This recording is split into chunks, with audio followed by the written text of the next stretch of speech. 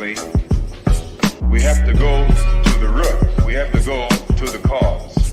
Dealing with the condition itself is not enough. Dear Mr. Massa, I'm just trying to mind my own business. What's the matter? It's just another day, another black king captured. I'm about to lose my brain, stuck inside this ghetto rapture. I got a lot of smoke. If you want it, you can have it. They want a hat trick, but this is black girl magic. Ain't talking about the kind that'll make you disappear, but I'm talking about the power of the melanin within. Ain't looking for trouble, but I'ma say this one time. I put two dukes up if you try to touch mine. We still want justice for Tamir and Trayvon. You say you don't see color, but racism ain't blind. They targeting little kids whose skin look just like mine. So I'm paranoid, it's a war zone outside. And I'm a black queen, so if you ask me to step out of my car, you gon' have to snatch me. Cause I ain't going no damn well. Had to spend my whole life living unfair. Ancestors got my back and they right here. You can never understand, it's a nightmare. Living in my black shoes by the black rules. You can keep your handshake, I don't dap coons. The white man will go nuts if he cash you. But you all on his side like a damn fool. Make it make sense. We are oppressed. Queen. We are exploited. We are downtrodden. Make it make We sense. are denied not only civil rights, but even human rights. Amadeus. So the only way we're going to get some of this Amadeus. oppression and exploitation Queen. away from us or aside from us is come together Queen. against the common enemy. Who taught you to hate the texture of your Amadeus. hair? Who taught you to hate the color of your skin? Amadeus. Parents, pay attention to the books, the school system, even to your little children. Lies mixed with wisdom. His skin too bright, so he was blind to the prison. My skin just right, so I collide with division. You trying to pray to God, but we tired of religion. No savior saving, we got to save our savings. We used to pay miss, how we gon' make the slave rich? But who's to blame, and tell me why you complaining? We need a team effort just to rule the nation. Like a bad relationship, missing communication. We missing moderation. They're trying to get a poison to my population. No reparations, I'm getting tired of Satan. We are oppressed. Queen. I'm getting tired of waiting. We are downtrodden. Queen. We are denied not only civil rights, but even human rights. Amadeus. So the only way we're going to get some of this Amadeus. oppression and exploitation. Queen.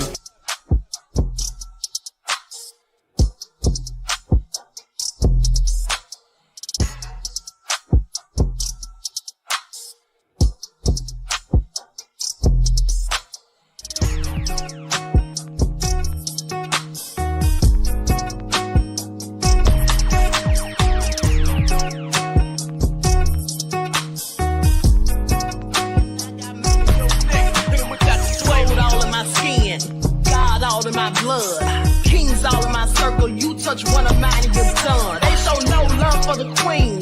Why you hating on me? Is it cause I'm free and I got Malcolm X in my jeans? I got dreams like King Luther, shed blood like Kunsa. You ain't helping my people, I ain't got nothing to say to ya. I won't always smoke like hookah. Talking reparations, America won't be great until they give us compensation. I'm like, I'm the hottest right now. See a bunch of lames out here trying to jock on my style. They be doing too much.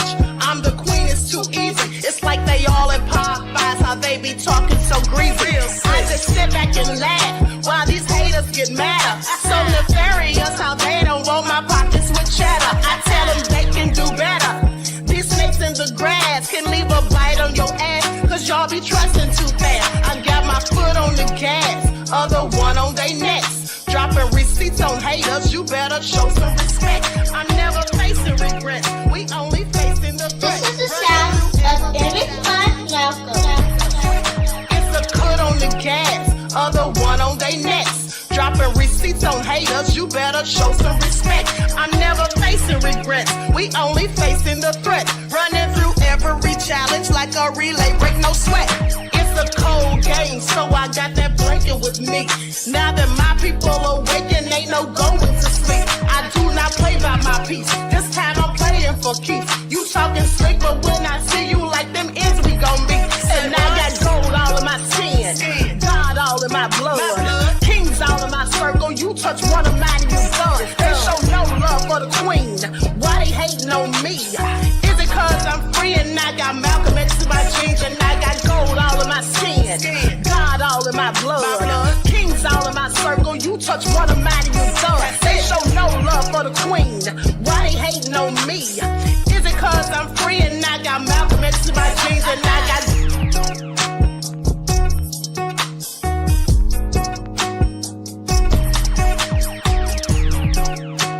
This is the sound of Famous Fun. Hello, everyone. Thanks for tuning in once again to the original Queen Shakur show. I'm your host, Queen Shakur, and this is your Sunday morning wake-up call. So as you're coming in, please feel free to go ahead and subscribe to the channel. If you have not done so already, be sure to click that notification bell and click the word all so you're notified each time the Queen Goddess goes live. All right, so let's get ready to get black into it. Let's see who's in here. Likes up, everyone. Please go ahead and give this video a like and a share. All Hell Nah is here. Emperor Rex. Tangy is here. All right. Bronze Flat Power God. RG Titan. Let's get into it. Latasha. Nessa G. Ethylene is here. Okay. Chris Vesey.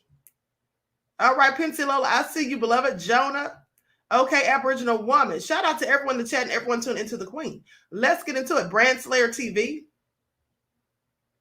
I see Al Rich is here. Diane. Silent D. Shout out to my moderators putting in work. Coco Marshmallows. Let me see. Abria is here. Pretty Wings in the house. Nandy. RG Titan. Did I already say you? Black women stand up. All right. So let's get into it. I apologize for my tardiness. I was gathering my last receipts on Paula Abdul. Okay, so let's get into the nefariousness of it all. I'm going to have to change my title and add somebody else in here too, because I just got some information about Jeffrey Epstein's list. All right, Root Track is this here. Okay, so let's get into it. Hey, Maurice, Chris B in the house. All right. Maurice said, anyone tell me I'm not loyal or loyal royal? We fighting. I know that's right, beloved. Hey, Khalid. Okay, Born King's in the house. All right, with that all being said, let's talk about DJ Akademiks. Let's talk about, first and foremost, DJ Akademiks, honey, because this woman has said that DJ Akademiks, I'm sorry, draped her without the D. Yeah. Hey, Sunshine. So let's talk about it, because I just did a TikTok about this a few minutes ago. That's another reason why I'm late. I was trying to get my TikTok on. Okay. And so let's talk about it. Now, DJ Akademiks, of course, tells another story. Y'all know I can't stand him. Okay. And, I don't know whether these allegations are true or false. But I put nothing past DJ Akademiks. That's all I will say about that. I put nothing past him. So let's talk about it. Lights up, everyone. I'm going to share my screen so you all can see this TikTok. Hello, everyone. I'm Dr. Shakur. Social media influencer and podcaster DJ Akademiks, whose real name is Livingston Allen, has been accused of doing something to a woman that rhymes with the word drape. So let's get into it. The woman allegedly spent the night at DJ Akademiks' house, and there were two other people there supposedly. Now, she says that when she woke up the next morning, that DJ Akademiks was on top of her, and that the other men had assaulted her, and she says DJ Akademiks did so as well. I look crazy right now, but I'm not going to stand here and let this man continue to lie about me. That's not what happened, Akademiks. You know that that's not what happened. And for you to pretend that you didn't do anything, that I just went to your house and I'm just some thought. Like we didn't know each other for 2 years. You tried to save yourself after your friends assaulted me. Whether or not you got drunk or not, I know that when you woke up, you were on top of me too. You raped me too, and a kit was done. You know what? I'm going to come back with my own story. This what you wanted, and you're about to get it. I've been quiet for way too long. Of course, DJ Akademiks has his own version of events. Okay, he's saying that he saw on his home surveillance video footage that the woman was engaged in acts with these two men who are his friends.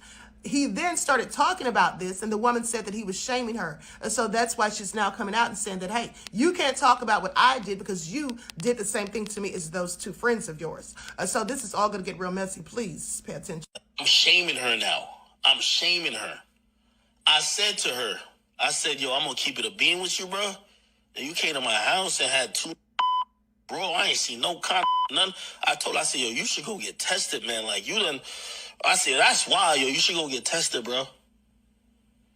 And from that moment, she started, like, because the denial shifted, and she kept, like, trying to, like, pivot on the denial to, yo, send me the video. Yo, I'm pretty sure I didn't I'm like, bro, you and she was like, no, look again. And now I'm getting super tight because I'm like, bro, I'm not about to watch this video if you getting like it's on my surveillance. Like, bro, like I was you like, what? You want me to watch the video if you get cool? She keeps saying that, whatever. She then tells me, by the way, I ain't gonna lie, and I'm gonna keep it being about everything.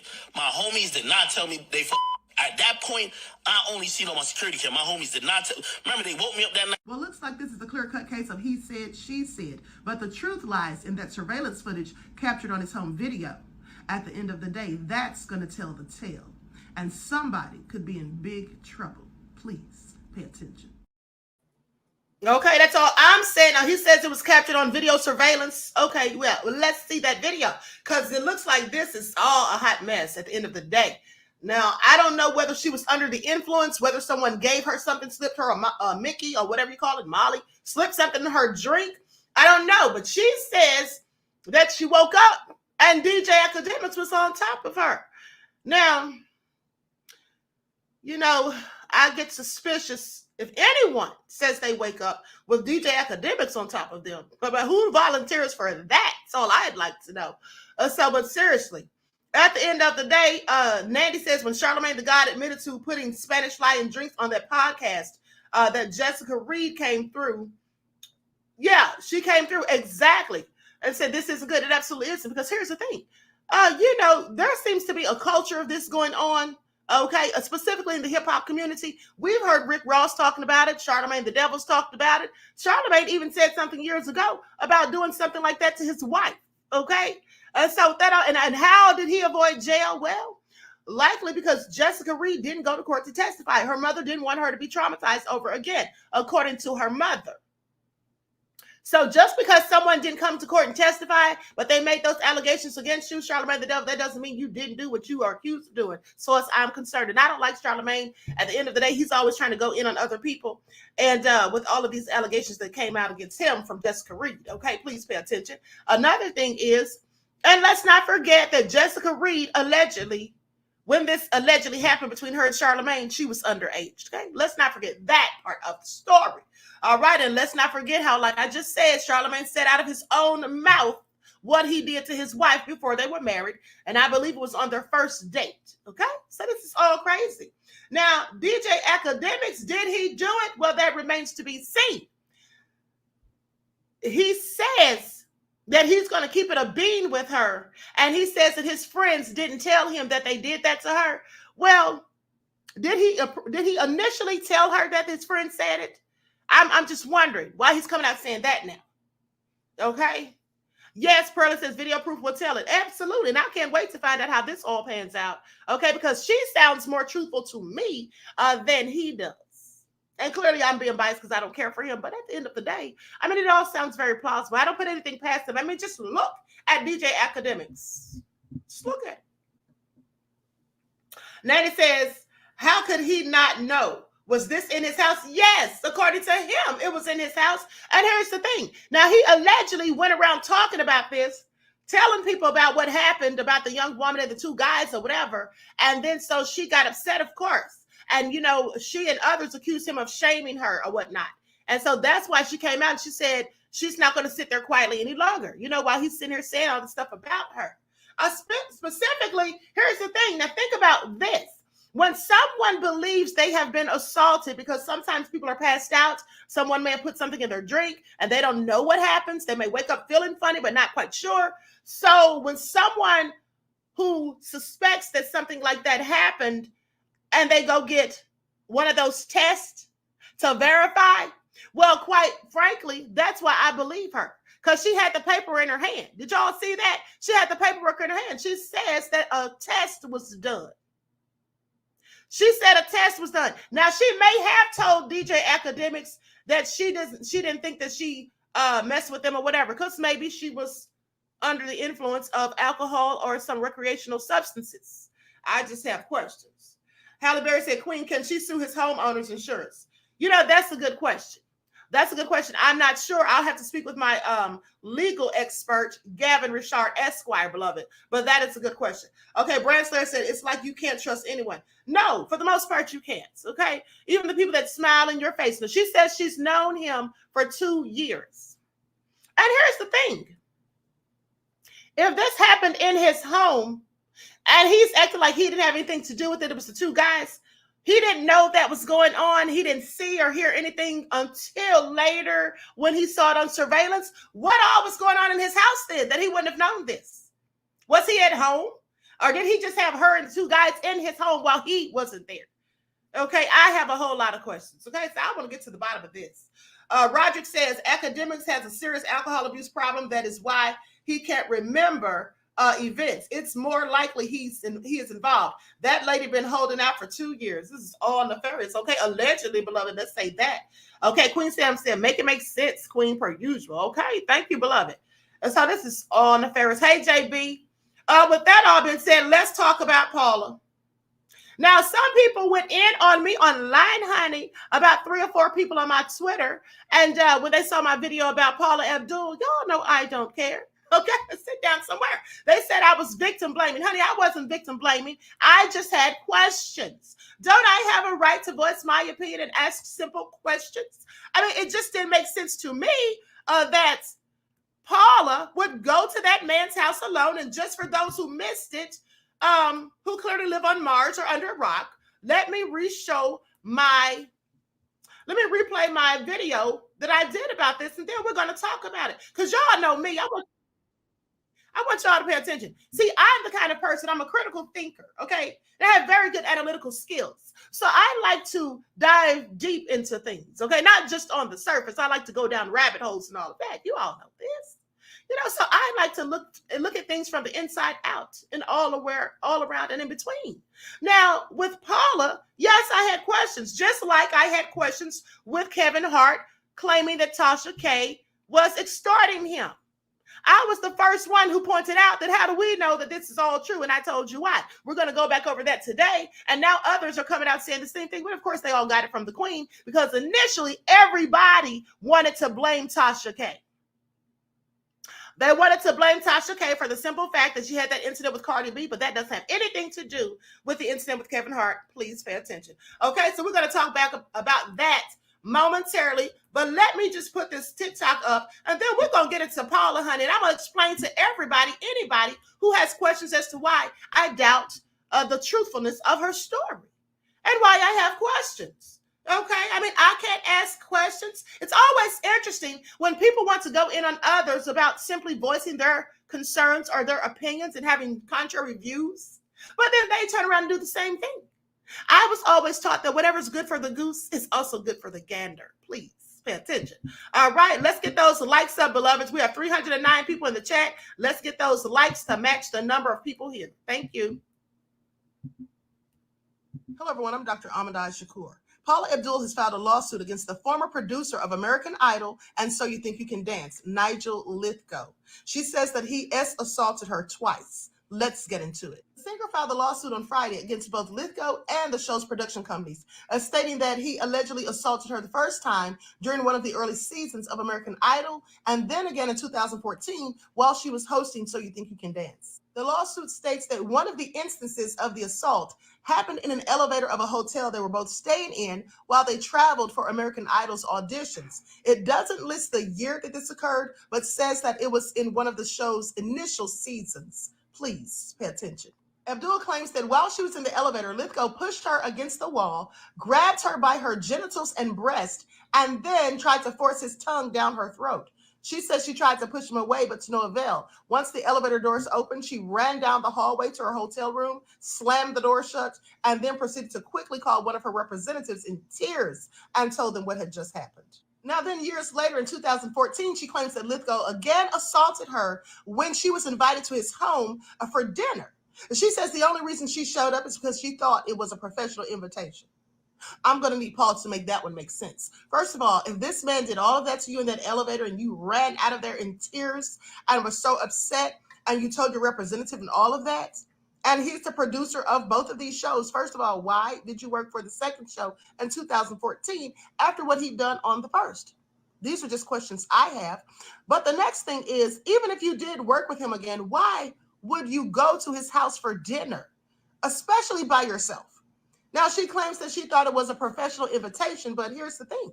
anyone who would do those things that she claims that he did to her in that elevator clearly are not professional. Please pay attention. At this dinner at his home, she says towards the end of the evening, he tried to force himself on top of her as she sat on his couch. He tried to kiss her and then told her that the two of them would make a great power couple. She says she pushed him off of her and explained to him that she was not interested in his advances and then quickly left. Yeah, that's what she said. In the suit, Abdul says she didn't speak out about either of the claims because she feared retaliation following both alleged incidents. Abdul's contracts on both American Idol and So You Think You Can Dance also specified that she was prohibited from publicly disclosing sensitive information regarding the shows and their business affairs. Now, elsewhere in the suit, Abdul says she also witnessed Lithgow as assaulting one of her assistants at the time while filming So You Think You Can Dance in 2015. The singer claims that Lithgow approached Abdul and April from behind, pressed himself up against April, and began to grope her. April did not consent. Abdul's lawsuit claims Lithgow proceeded to tease her on the phone about his alleged behavior. And so clearly he knew what he was doing was wrong, and he basically knew that he had power over her and that he could keep her silent. She also says that at some point he called her asking to celebrate because it had been 7 years and the statute of limitations had passed. Lithgow produced American Idol from 2002 to 2014, and So You Think You Can Dance from 2005 to 2014. Now, he's listed in the lawsuit along with American Idol Productions, Dance Nation Productions, 19 Entertainment, and Fremantle Media, North America.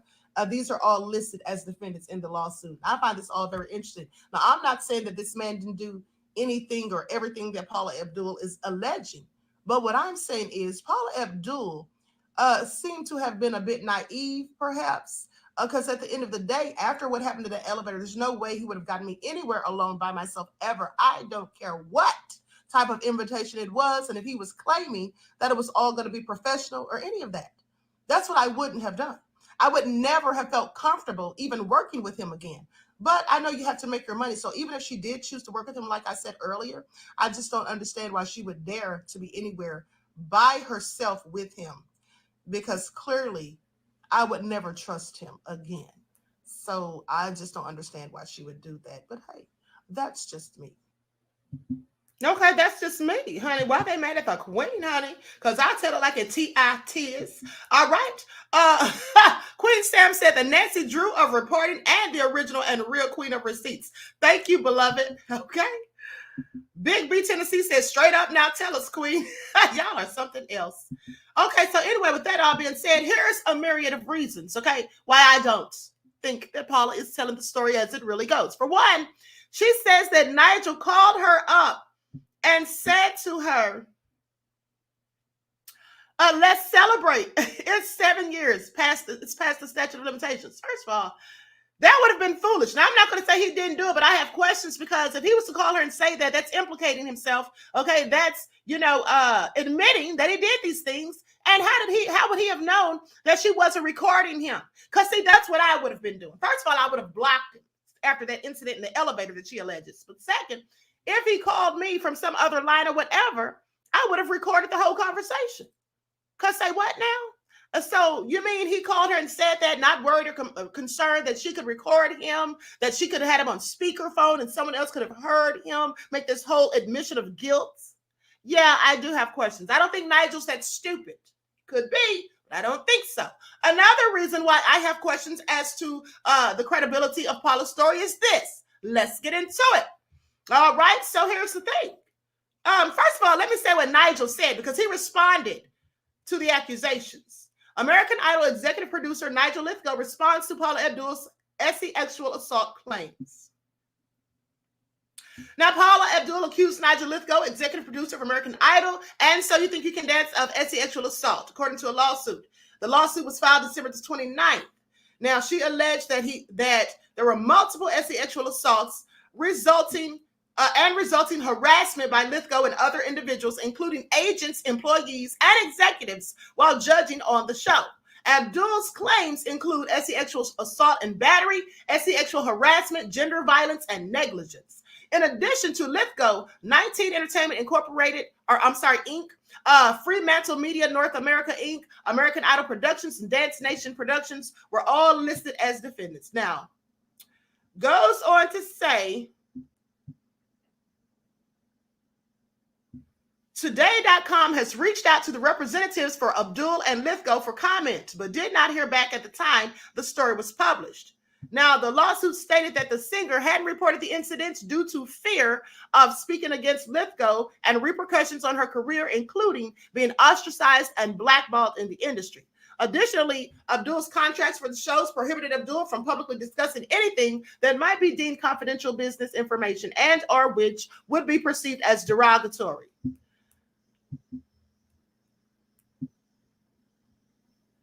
Okay, honey, where's the part? Okay, in a statement released on December the 30th, Lithgow called the accusations an appalling smear, adding that the lawsuit is untrue. Said he didn't do it. All right, so now let's talk about some things about Paula. Here's what I find interesting. I want you all to pay attention because they said in the lawsuit, according to the lawsuit, there's no specific year when the first incident occurred, right? The second one was when she was co-hosting or on So You Think You Can Dance. That was in 2014, allegedly.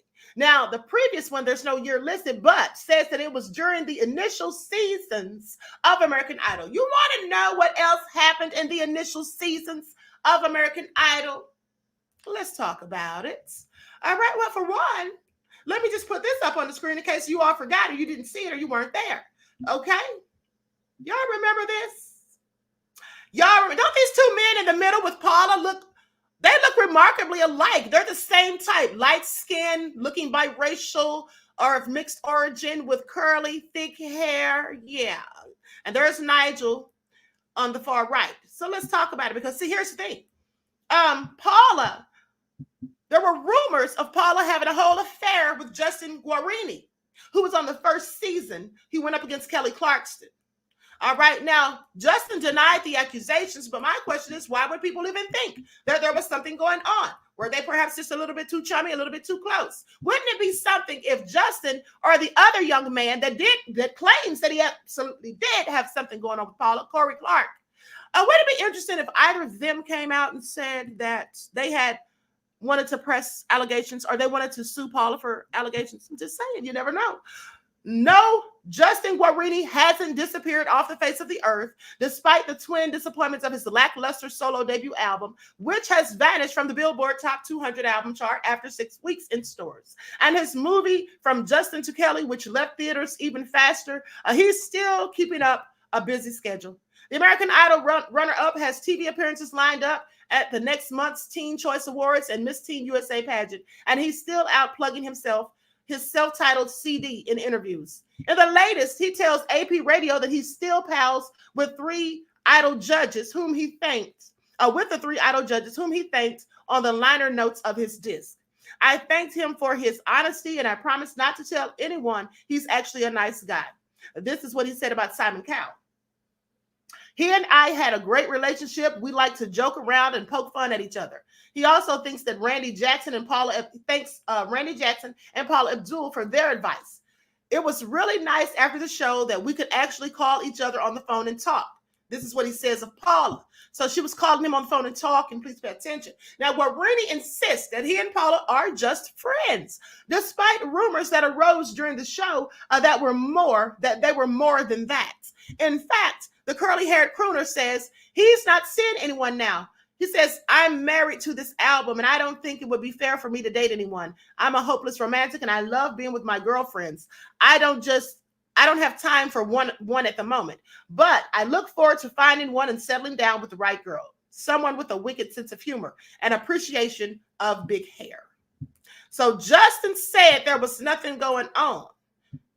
All right, but now let's talk about the other young man. Likes up, everyone, please like and share. This other young man, ex-Idol contestant, claims Abdul affair. Isn't this also salacious? Let's talk about it. Let's talk about it because this came out April 21st, 2005, one of the initial seasons of American Idol. Has Paula Abdul been judging more than the singing talents of the hopefuls on American Idol? Corey Clark, a 24-year-old former contestant, is claiming that he had a secret affair with a 42-year-old judge from the hit show, according to the new issue of Globe magazine. Clark reportedly is claiming that he had sex with Abdul in the guest room of her house, that she paid some of his expenses and promised to fund his career at the tune of $2 million. He should have known she was lying because, honey, did Paula even have $2 million? I have several questions. And that she made him a vow to keep their relationship a secret, or that she made him vow to keep their relationship a secret. Yeah, it's all true. The allegations are reportedly from a book proposal that Clark has been shopping to publishers. Abdul told Clark she wanted to look out for him and be his special friend, according to the Globe article. But he claimed she warned him that he couldn't tell anyone or she'd make things very hard for him.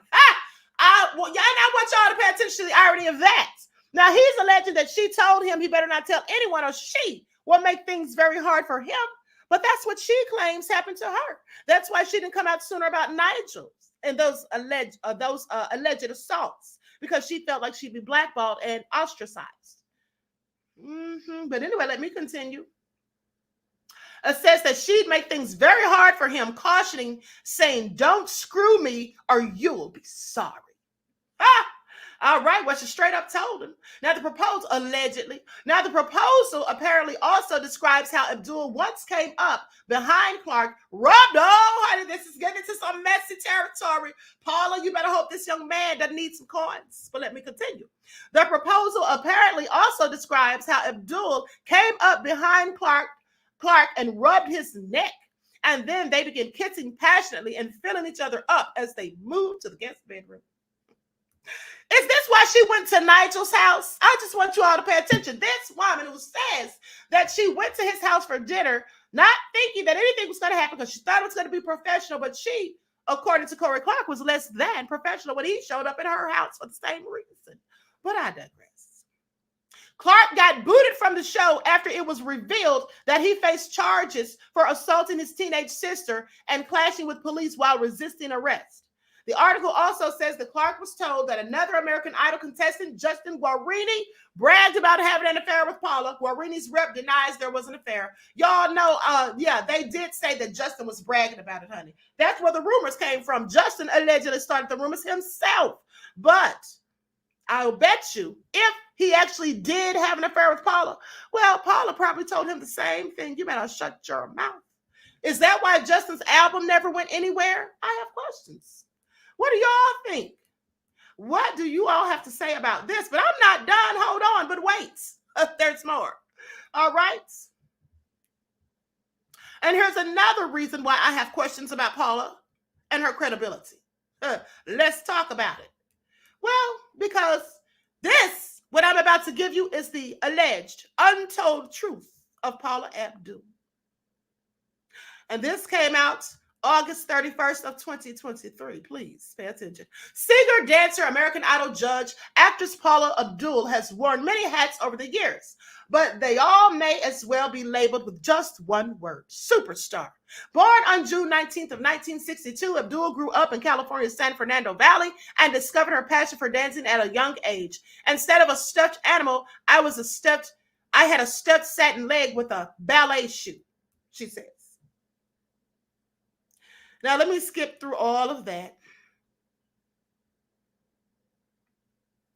So they go on to talk about how she struggled and would sometimes behave erratically. Hold on, let me get to that part. And also says that she struggled with low self-esteem.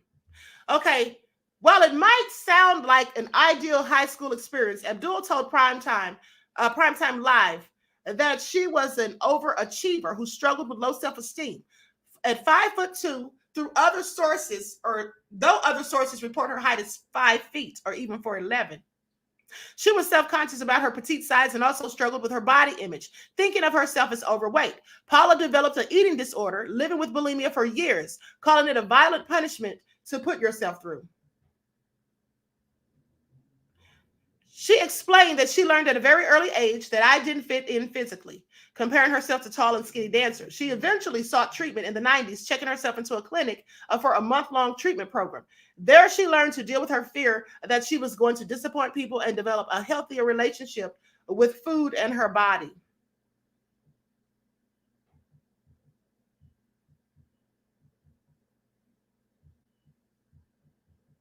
Hold on, beloveds. These are the various pop-ups.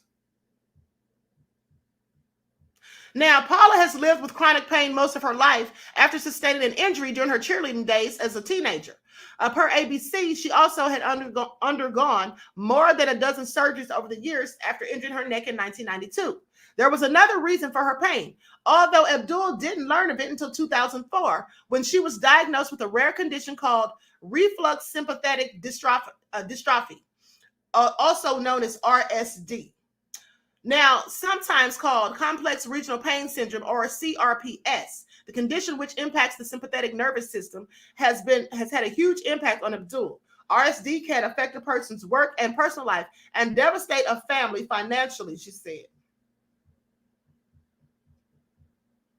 So despite the pain, Abdul shared with Pain Pathways magazine that the condition has helped her to appreciate how amazing the body is.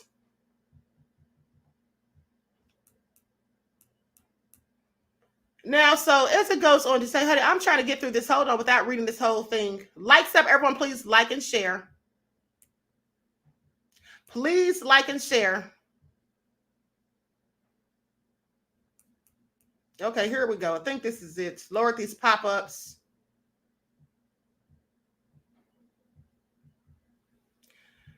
Okay, so goes on to say, Abdul said she managed to end her dependency on painkillers. Now listen to this. 2 years later, however, she opened up about her years-long addiction. Now this is after, hold on, I skipped a part. Let me back it up. In 2007, videos of Paula Abdul behaving erratically in interviews led to speculation that she was using drugs or drinking on air. Yeah, I remember that. See, that's why I had questions. Okay, the celeb denied using any substances in a panel with journalists, saying that I've never been drunk. I've never been under the influence of anything. Yeah, right. 2 years later, however, she opened up about her years-long addiction to prescription painkillers, which she took to manage her chronic pain. She said, I could have killed myself. This is what she told the Home Journal.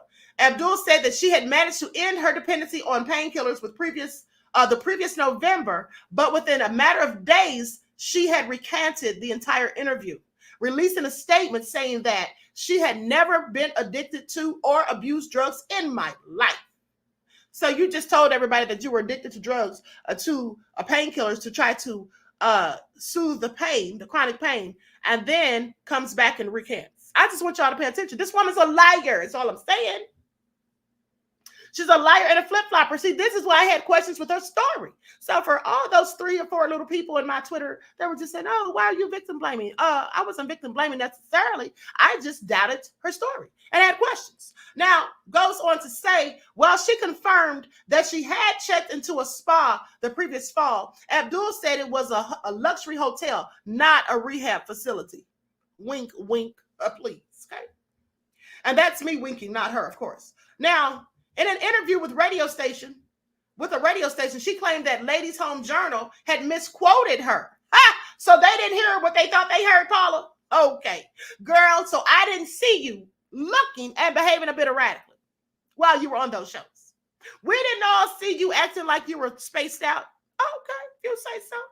Although a representative from the outlet, or for the outlet, told NJ.com that the article was accurate and that per NJ.com, they were happy that Paula had decided to share her journey with us. And so anyway, I think I've said enough. All right, I think I've said enough. Now, she sat there and told those people that she had a substance abuse problem and then came back and recanted and said they got it wrong. First of all, if they got it wrong, then that would have meant that they lied, not misquoted. How do you misquote something like that? That would have meant that they blatantly lied. And if they had blatantly lied, well, where's the defamation, libel, and slander suit, Paula? Because clearly you don't have a problem suing people. You're suing Nigel. So I have questions. Okay, Pixelola says, Alexa, play Cold-Hearted Snake. Right. Was she talking about herself when she put that song out? I have several questions. You know who I would like to talk to? Arsenio Hall. I'd like to talk to Arsenio Hall because he used to date her. I would like to know what he has. Can he spill some tea, please? All right, so there you have it. Leon said she shared too much. Right, and then she wanted to turn it around and recant. You know how you just say a little too much and then you wish you hadn't said all that you said? Yeah, that's what it sounds like she did. But hey, what do I know? Now let's talk about Cardi B. Cardi B wants them coins from Tasha K. She wants her coins. Cardi B has subpoenaed Tasha K's associates in quest to secure her $4 million judgment. Tasha K has filed a bankruptcy allegedly. Cardi B wants them coins regardless. So it goes on to say in a newly unveiled court. Now this came out December 29th, first of all. In a newly unveiled court documents, in newly unveiled court documents, Cardi filed several subpoenas targeting Tasha's close associates. Now, per the records obtained by Radar Online, the Be Careful superstar wants all communications from anyone close to the controversial YouTuber regarding her partnerships, LLCs, and trust. Cardi is especially interested in information regarding a series of trust established by Tasha and her husband, Chikna Kibi. Cardi's not playing about them coins, honey. Cardi is standing on business. Please pay attention. This information will also be used as Cardi continues trying to collect the hefty defamation judgment. Now, back in October, the Grammy Award winner suggested that she might take it easy on Tasha K after having a slight change of heart. However, it's clear she has decided to keep trying to get the remaining funds owed to her. Cardi won her defamation case against Tasha in January of 2022. The media personality has attempted to fight the judgment, though it was upheld. She also tried apologizing to Cardi and has even filed for bankruptcy. Unfortunately for the influencer, none of this has deterred the rapper. Yesterday, and this is what Cardi posted to Instagram. She says, yesterday was a dream. I had too much fun storming your runway. Thank you, Balenciaga, at Dimnagram, at Johan Fleury, and the entire team. You're always so amazing to work with. Hashtag Tasha K, where's my coins? No, she didn't put that. Now, it goes on to say, in addition to Cardi, Tasha is also facing another lawsuit from Kevin Hart for a messy extortion plot. This month, the comedian sued Tasha for trying to squeeze $250,000 out of him, claiming that she would refrain from releasing a damaging interview if he complied. Tasha released the interview with Hart's former personal assistant, Maisha Shakes. In his lawsuit, he accused Shakes of making multiple false statements during the conversation. Despite her many legal issues, Tasha continues to release such content many times while knowing it is untrue. Now I want you all to pay attention to that. And now hold on, don't forget that Cardi B back in, I want to say August. Back in August of this year, Cardi subpoenaed Tasha's bank seeking the $4 million judgment. She subpoenaed Tasha's bank, honey. According to Radar Online reports, the rapper informed the judge presiding over Tasha K's bankruptcy of the subpoena being sent to Morris Legal and Tax LLC, Bank of America, JP Morgan Chase Bank, Discover Financial, and American Express. Cardi said, honey, don't try to hide them coins because I'm going to find them. All right, I'm going to find them. Now, in these subpoenas, Cardi was demanding that the company submit information regarding Tasha K's finances prior to her filing for bankruptcy. She specifically demanded Morris Tax and Legal turn over the YouTuber's tax returns from 2019 through 2022. This is all messy. Now, in addition, the Be Careful artist asked that the banks turn over the information for all deposits, withdrawals, transfers, copies of the front and back of concealed or canceled checks, wire information, and statements from Tasha's accounts. So Cardi gonna be all up in her business. Honey, Tasha should have kept her mouth shut about Cardi. I'm just saying, when Cardi asked her to take down the videos and send her the cease and desist, I just wish she had done it. But let me continue. This development in the ongoing back and forth between Cardi B and Tasha K comes after the former sued Tasha K earlier this month to demand the $3.9 million awarded by a jury not be wiped clean in the bankruptcy. Cardi first sued Tasha K back in 2009, claiming the internet personality spread hateful lies about her on her YouTube channel. According to the lawsuit, Tasha made claims that the rapper had worked as an escort, used hard drugs, and had an STD, all of which Cardi denied. This is all crazy. A Georgia jury awarded the rapper $1 million in personal or general damages, $250,000 in medical expenses, $1.5 million in punitive damages, and another $1.3 million for legal fees.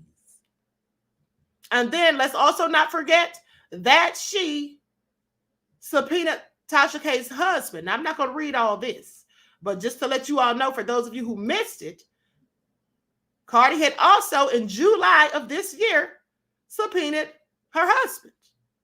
Well, I am going to read some of it. 2 months ago, gossip blogger Tasha K filed for bankruptcy and went to Africa to avoid paying. They said she went to Africa to avoid paying the $3 million judgment awarded to rapper Cardi B after successfully suing Tasha for defamation of character. Now Cardi has slapped Tasha K's husband with a subpoena too. Court documents obtained by Hip Hop DX revealed that the Bodak Yellow rapper issued what's known as a subpoena ducis tecum to Chikna Kibi, Tasha K's husband, and this was Tuesday, June the 18th. Now, the subpoena permits Cardi, through her attorneys, to examine each and every asset that the couple has in their name and confirms that the examination will take place August the 7th in Miami, Florida. The examination will also be recorded on video and entered as part of Tasha K's bankruptcy filing with the court back in May. They say the examination may continue from day to day until completed.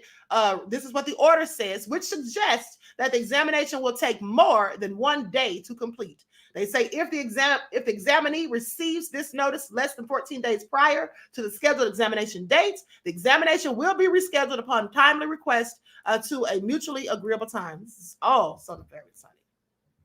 Okay, what do y'all say about that, honey? Cardi wants her money. RG Titan says maybe Tasha K needs to take up another occupation, LOL. Well, in the case of Cardi, I do feel that Tasha, she's probably doing it now, but she should have just been a little bit more careful about things that she said. Roderick says all she had to do was comply with Cardi and her wishes, but Tasha K doubled down on her lies. Yes. Yeah, it's all nefarious. It's all nefarious, okay? But moving right along. Hold on, beloveds.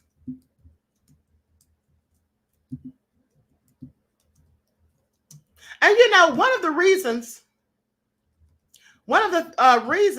that I think Tasha K doubled down is because for the simple fact, I think it's for the simple fact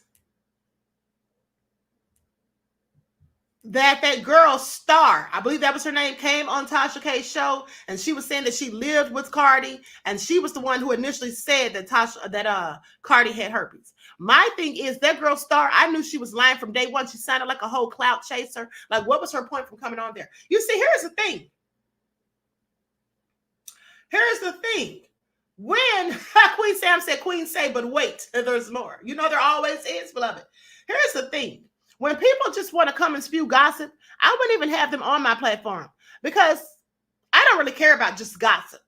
If it's something that's detrimental to someone, like these allegations of assault and rape and all that stuff that have been coming out, okay, that's something that needs to be discussed because people need to know whether or not these people being accused are actual predators. They need to know these things. There's a lot of things that we need to know, and it does pertain to celebrity gossip. But when someone's just gossiping for no reason, you know, because why was that girl on there talking about Kevin Hart? She sounded like she was mad because she didn't get the position she wanted. She sounded like she was upset because they took too long to give her coins. So, you know, when people are disgruntled, I don't know if I just want to hear what you have to say. Well, maybe, depending on what it is. But at the end of the day, this whole thing about Cardi B, I think that all stemmed from Star coming on the show. And then not to mention, Cardi B and her sister were on a Cardi B and her sister were on a video that I remember Tasha K playing once. Tasha K played this video. Hold on.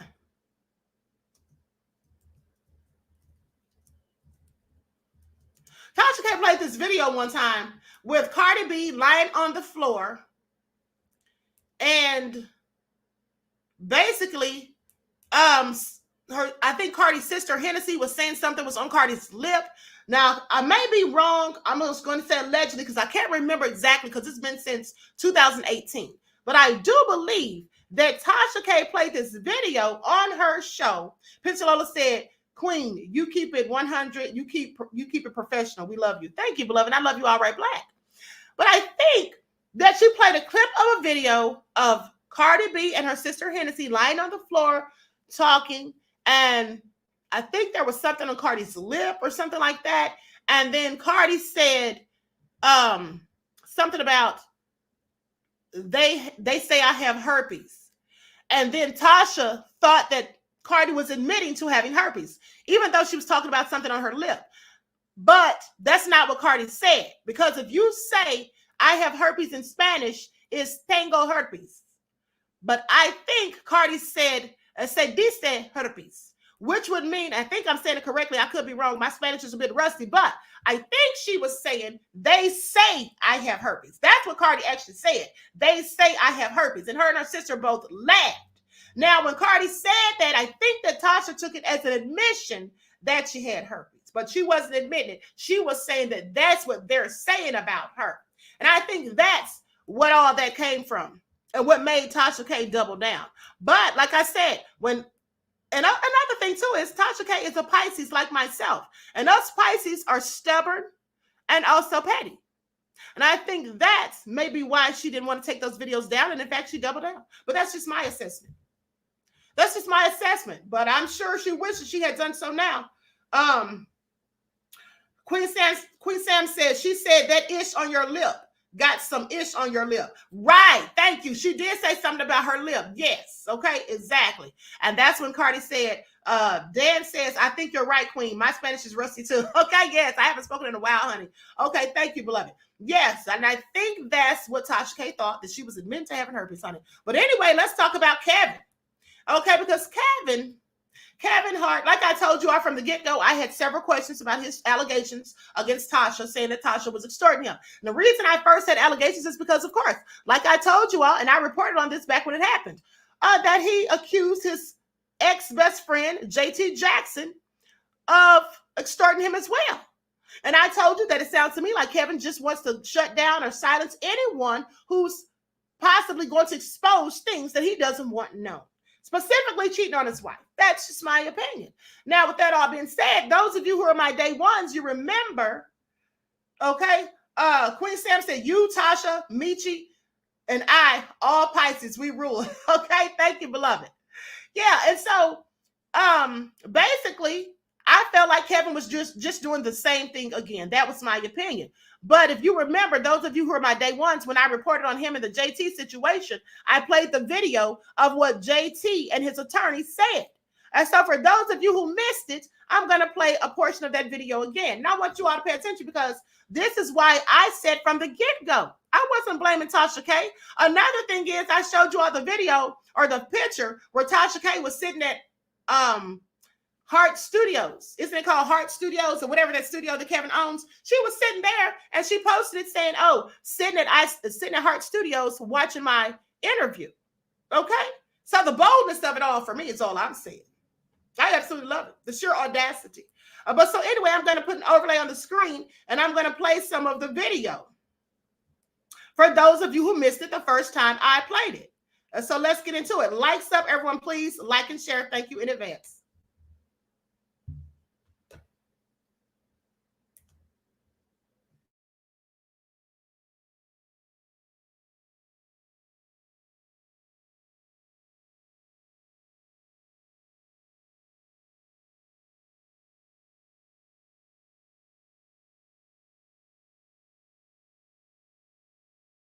Kevin's team was successful in shifting that narrative to Kevin being the victim of something that happened in Las Vegas. Attorney Jacob Glucksman. Jacob, can you kind of detail what's currently going on with JT? Yeah, happy to. So what's going on right now is that, well, let me take it back for a second. When I came onto this case, we sort of blew it up and exposed to the DA that this has nothing to do with extortion. Whatever the allegations were, it has nothing to do with extortion. The DA, to his credit, agreed, saw that, and dropped all the extortion cases against JT. However, that wasn't it for the DA. They have an attitude of they won't stop at anything for this case. They have it out for JT and they will stop at nothing to get him. And that's what's very problematic about this case, because and that's unique to Los Angeles especially, because what we have going on right now is a celebrity case of celebrity justice, where you get one of the biggest stars in the world who is getting his own set of law enforcement and prosecutor and judge and justice system against someone who he feels did wrong by him. And that's not okay. We can't stand for that anywhere in our system. So you hear a lot about what's going on in the news now with criminal justice reform and police officers. Okay, I'm going to stop it right there. I think we've all heard enough. Now, you all remember I played that for you before, okay? My whole thing is this. This is why from the get-go, as soon as the story came out that he was suing Tasha K, that's why I initially said I had questions. I said, how do we know that someone actually, whoever supposedly reached out to his team, how do we know Tasha K sent them? They said an affiliate of Tasha K's. They didn't say Tasha K. So if it wasn't Tasha K, how do they know for a fact that Tasha K had anything to do with whoever did? How do we know that anyone even did, period? Because according to JT and his attorney, they said that they created fake emails and everything. And here's the question you should ask yourself. If someone, and I asked you all, I told you all this when I first reported on the story. I said when I first reported on the whole story, the whole debacle with Kevin and his ex-best friend, and I played that same audio for you, I asked you all. I said, first of all, why would someone who's friends with someone send an email? They wouldn't just pick up the phone and call you and ask. They wouldn't just pick up the phone and say whatever. Why wouldn't Kevin have sat down if my best friend, if I felt like my best friend was trying to extort me, I would call her and say, you need to get over here. We need to talk. We need to have a discussion. So Kevin didn't have any discussions with JT. Went silent. Didn't have any discussions with JT, allegedly. I have questions, because why? Why? Denise says, why are big-time celebrities taking time to sue a YouTuber? Exactly. They don't sue TMZ. Like I told you all days ago, they want to sue Tasha K, but they don't sue TMZ for making allegations or printing allegations against them. Speaking on their name. They don't do that. But they want to come for Tasha K. I need them to make it all make sense. Roger says Kevin Hart has done lots of people dirty. Allegedly. Beloved. Let's say allegedly. Okay? This is all so crazy.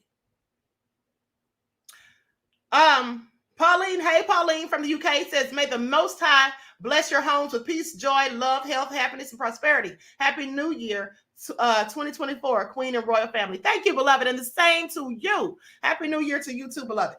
Okay, now I have questions. Sally D said, good point, Denise. Okay, so now with that all being said, Sandra says, exactly, Queen, thank you. That's why I had questions. Because it all sounds like the same old, same old. So anybody who comes out and accuses Kevin of anything, anyone who interviews anyone that wants to spill the tea on him, they're going to be an extortionist next. I have questions. Okay? I have questions. Roderick says, you're right, Queen, allegedly. Thank you, beloved. Okay, so here's the thing. I don't believe Kevin.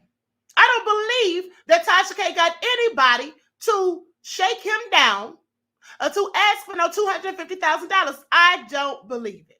I just don't. Okay, I think this is all a load of BS, and I think that the truth's going to come out.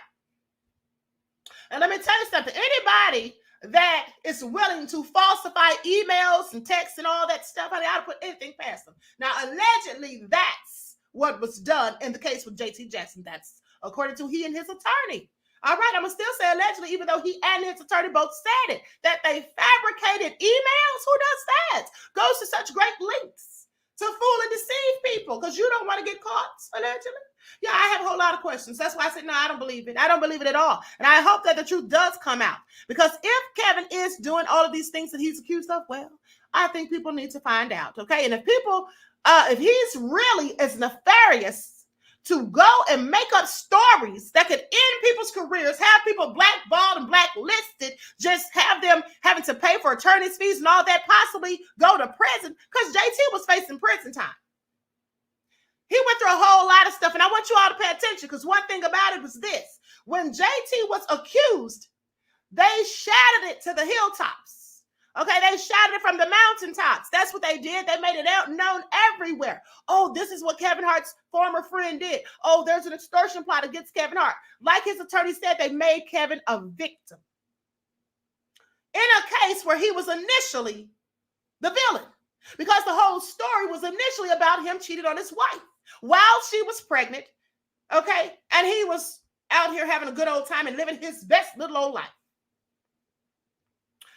So Pensacola says, Queen say, Umar, you don't find that suspicious? You don't find that suspicious? Or you don't find that suspicious? Because I clearly do, okay? I clearly do. So that's why I had my doubts about the whole thing. Okay? That's why I had my whole, Piggy Pig says, I think it's because TMZ has a legal team and liability insurance. They're harder to sue than independent media. Well, here's the thing. They're harder to sue because they have money. That's how that goes. You see, they look at us YouTubers and say, oh, you know, I'll sue them to shut them down. They're not going to be able to fight. They can't afford attorneys and all this and that. That's what they likely think. I don't care how much money somebody has. You go and lie and slander my name, I'm suing you. I don't care if you're TMZ, okay, NBC or whoever. That's how that should go. At the end of the day, like I said, they want to sit up here and sue Tasha K because they know that more people are now listening to YouTubers and what we say than people like TMZ. But even still, they never sued TMZ before all these YouTubers started going in on them. Sharon says they don't sue TMZ because they might lose their career. That's a good point. Absolutely, that's a good point, because they know if they sue TMZ, honey, TMZ is probably going to come back with all kinds of dirt on them, okay? Because TMZ has connections. They have connections with the police, allegedly. Okay, they have, because you know they have to have connections to the police, in my opinion, because how else do they find out all these salacious details about photos and videos and stuff that have not come out and all kinds of secret information? And let me just say this. This is another thing I want you all to pay attention to. There's people going around here, like I told you all days ago, keep on talking about these RICO charges with Diddy. And yes, Diddy likely will get brought up on RICO charges if criminal charges are filed, and I hope they are. But here's the thing. How do these people claim to know this stuff? Where are they getting this information from? So they have better sources than TMZ? I'm sorry, make it all make sense. At the end of the day, if anybody was going to get that information, I would think that TMZ would be first, because they do have connections, in my opinion, to law enforcement, allegedly. Okay, yes, that's right. And Mommy says, and Harvey is a lawyer. Yes, he absolutely is. Harvey Levin is a lawyer. Let's not forget he used to work for the People's Court, okay? He used to work on the People's Court show. So with that all being said, I find it all very interesting. Like I said, you know, I don't believe Kevin's little self. I don't believe him. I just don't. All right? And Kevin has a lot of money, and it's worth a lot of money. So there's other people aside from Kevin that would not want his reputation to be damaged. And here's the thing. Any of you saw the interview that Tasha K did with his former assistant? Put ones in the chat. Any of you who saw the interview that Tasha K did, put ones in the chat. Put ones in the chat. And I'm going to tell you why I definitely know Kevin doesn't want this information to be out there, why he would really be upset and bothered by this information. Okay, some of y'all saying you didn't see it. Well, I saw it. Here's the thing. At the end of the day, okay, most of you are putting in ones. Here's the thing. Putting in twos. In the interview, and I'm not going to spoil it for anybody who didn't see it, but I'll say this. The young woman, Maisha Shakes, she made allegations of insurance fraud. She made allegations of insurance fraud. Okay? She made allegations of shady business deals. She made allegations of infidelity. She made allegations about things that, if were true, Yeah, Kevin definitely wouldn't want those things to get out. And also, I want you all to remember this. You all remember when I told you that it was in my opinion and belief that Kevin was the one driving when that car was crashed with his friends in there? She said that too. She alleged that he was driving. She also alleged that he had been drinking. Now, remember the clip that Tasha posted that we all saw on the Neighborhood Talk and other places like that? Well, she said something about him paying someone, alleged that he paid someone $4 million to take that DUI charge. And she was talking about that incident where that car was crashed. So I just want you all to pay attention, because I told y'all that a long time ago when the story first came out. I told y'all I think Kevin was driving. Why else? And I told you all this the other day too. But I previously told you all this when the whole story came out. I said, why would Kevin just leave the scene? I also told you all when it first came out that I thought he had been drinking. Because I said, why else would you leave the scene of such a wreck when you're injured and the other people are injured? Why wouldn't you just wait for the police and paramedics to show up? No, you left. Well, I told y'all then why I thought so. And that's what she said. So I believe her. I believe her. Perla says, I sent it to you, Queen. Okay, beloved. Or I seen it, Queen. Leon Gardner said he ain't small for nothing. Pauline says, follow the money, okay? And here's the thing.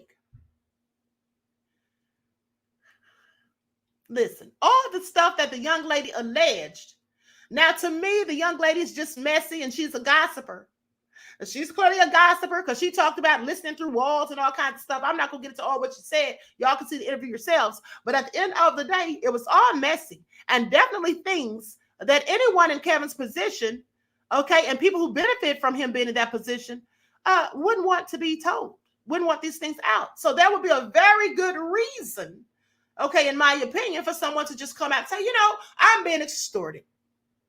She came after me for cash and said if I didn't pay up, she was going to drop that video. And she did. See, I don't believe that. Right. Al Rich says, say allegedly, Queen. Absolutely. It's all alleged, beloved. We can't prove any of this thus far. But I'm hoping the truth comes out. Okay? I'm hoping the truth comes out. Sharon said, dang, she knows it. Oh, she's very nosy, honey. That woman, Maisha Shakes, she clearly knows it. I'll tell you that much, yes. Big B Tennessee said, I thought he broke his back in that accident, but never saw him bandaged or anything ever. Thought that was strange. Well, they did say, yeah. See, that's another thing that I was wondering about too. It's a good point, beloved.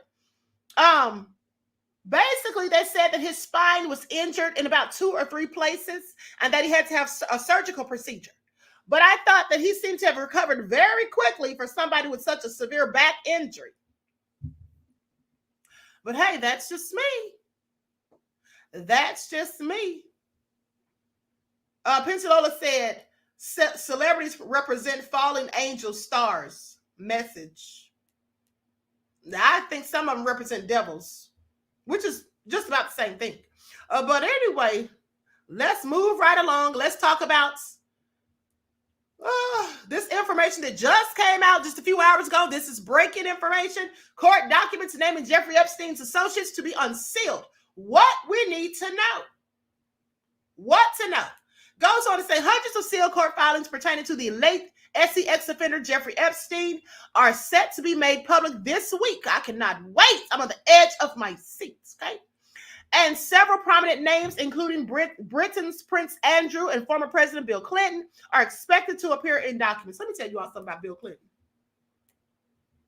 Let me tell you all about Bill Clinton. Do you all remember, those of you who are by day ones, I showed this to you all. Do y'all remember how there was a painting of Bill Clinton wearing a blue dress and red high-heeled pumps in Jeffrey Epstein's house? Do you all remember that? Let me see if I can dig it up, because I showed y'all this, honey, when all this stuff went down. Y'all know I've been having receipts.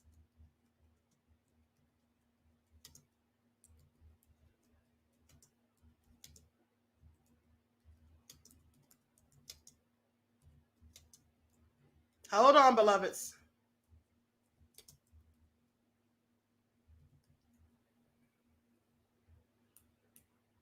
This is what it says. The artwork by artist Patrina Ryan Clyde shows the former U.S. president draped over a chair in the Oval Office, dressed in a blue dress and Red Hills, recalling his tryst with White House intern Monica Lewinsky.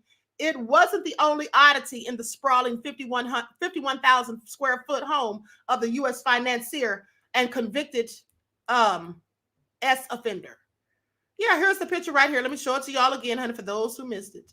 I thought it was all interesting because I'm like, why would he have that in his house? It kind of told a tale. You know, they say a picture paints 1,000 words. Please pay attention.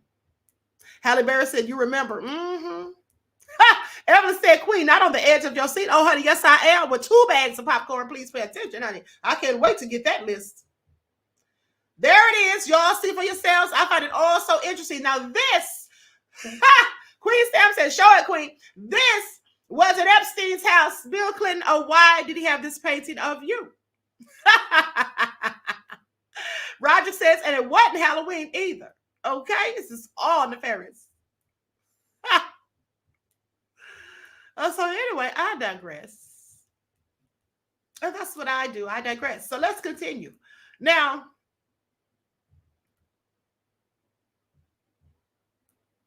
hold on. I have a pop-up here. Okay, so they go on to say that U.S. District Judge Loretta Preska ruled earlier this month that there was no legal justification for continuing to conceal the ex-president's name and more than 150 names, John and Jane Doe's mentioned in the records. Preska ordered the unsealing to start on January the 1st. It's almost here, honey. I can't wait. See, while y'all out there getting ready to celebrate New Year's and drink y'all champagne and cook y'all's collard greens and black-eyed peas. Honey, I'm going to be sitting right there waiting for this list, honey. I ain't got nothing else to do. I'm going to pour me a glass of champagne and sit there and read that list, honey. Then I'm going to get on here and talk all the trash. Okay, I just want y'all to pay attention. Now, the documents stem from a 2015 civil lawsuit centered on allegations that Epstein's one-time paramour, Ghislaine Maxwell, facilitated the sexual abuse of Virginia Giuffre, an alleged trafficking victim. Giuffre also accused Epstein and Maxwell of directing her to have sex with Prince Andrew and several other prominent men whose names are going to be on that list. Please pay attention. Prince Andrew denied the allegations and claimed that he could not recall ever meeting Giuffre. He later settled a lawsuit she filed against him. Most of the prominent names that appear in the documents are already associated in some way with Epstein for allegations of wrongdoing, for having worked with Epstein, flown on his planes, or visited his homes. Some were mentioned during Maxwell's criminal trial in 2021. In some instances, the only appearances of the names are in potential witness lists or in proposed terms for searches and electronic records. And so anyway, this is all nefarious, honey. Now, this batch, this is what they say. Maxwell denied the allegations, and as did all of the men identified by Giuffre when their names surfaced. So you can deny it all you want, but if your name's on that list, you can have a seat, okay, in the back of an empty stadium, sirs, all right, and ma'ams. Now, they denied it when their names surfaced. This batch will involve the names of additional Epstein associates, alleged perpetrators, alleged co-conspirators, alleged victims, witnesses, and former Epstein employees, and several of those mentioned in the documents are now deceased. Well, it's all nefarious. Now, we already knew all of this, but hold on. I don't want to read this whole thing. Let me scan through here real quick.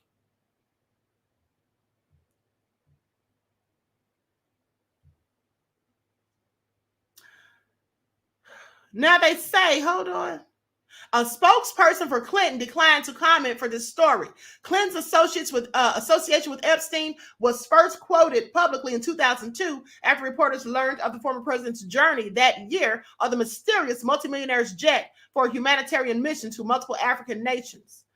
Okay, honey, let me just scroll through all. This is a long article. I didn't have time to read it because I found this literally when I was about to go live.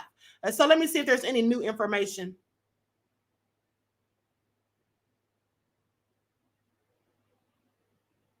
The morning after the first set of documents were unsealed by a federal appeals court in 2019, Epstein died by hanging in his jail cell in Manhattan, where he was being held pending trial on charges of child sex trafficking and conspiracy. The New York Medical Examiner ruled the death self-inflicted. I'm not going to say the S word because I don't want YouTube sending me an email asking if I'm about to do something to myself.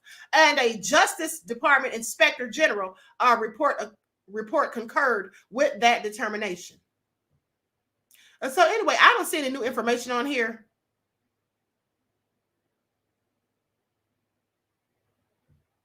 I don't see any new information on here. Goes on to say that following his arrest for child sex trafficking in 2019, Clinton's spokesperson, Angel Urena, said in a statement that the former president knows nothing about Epstein's crimes. Just like he said he knew nothing about what happened with Monica Lewinsky. I did not have sexual relations with that woman. That's what Bill Clinton said. Please pay attention. Okay, he's not spoken to Epstein in well over a decade. That's what they said in the statement. And has never been to Little St. James Island or Epstein's ranch in New Mexico or his residence in Florida. Please sit down somewhere. I don't believe a word of it, lady. Now, subsequent reporting after Epstein's death has revealed that Epstein and Maxwell attended a 1993 reception for donors to the nonprofit White House Historical Association. The smiling pair are seen greeting the president at the White House in photos unearthed from the archives of the Clinton Presidential Library in Arkansas. Anyway, this is all about to come out. And I don't know about you guys, but I'm telling you, I seriously cannot wait. I absolutely cannot wait. Now, let's go to this clip. Report negligence by Epstein jailers, because you all remember that. They have this attached to the article. If you all remember, they were talking about the jailers were negligent and all of that. So let's revisit it real quick. Likes up, everyone. Please like and share. Thank you in advance.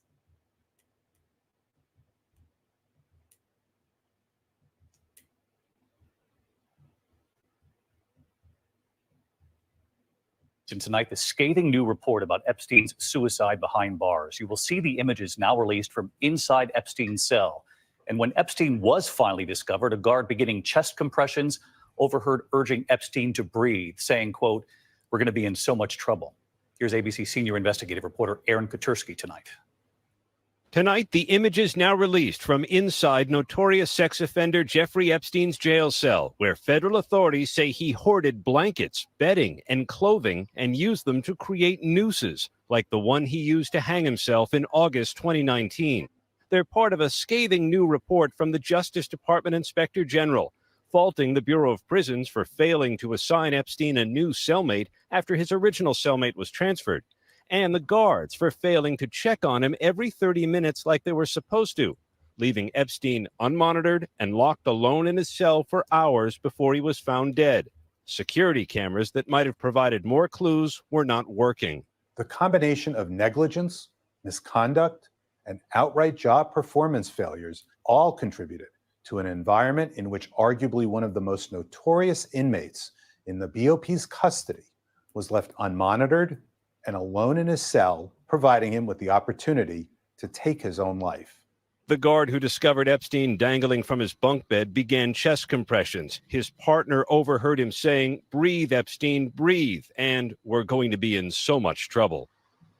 Epstein's death has long been the subject of conspiracy theories, but the new report is definitive. David, Epstein killed himself. Nobody else was there. And the Inspector General said something else. He said the negligence, the misconduct, and the job performance failures at this jail here behind me left Epstein's victims without any recourse. They could not pursue justice. David? Aaron Katursky, who's been reporting on this case from the start. Thank you. Well, what do you all think? Do you all think it's just all a load of BS? That it was all conspiratorial? And that he absolutely didn't do this to himself? I have questions.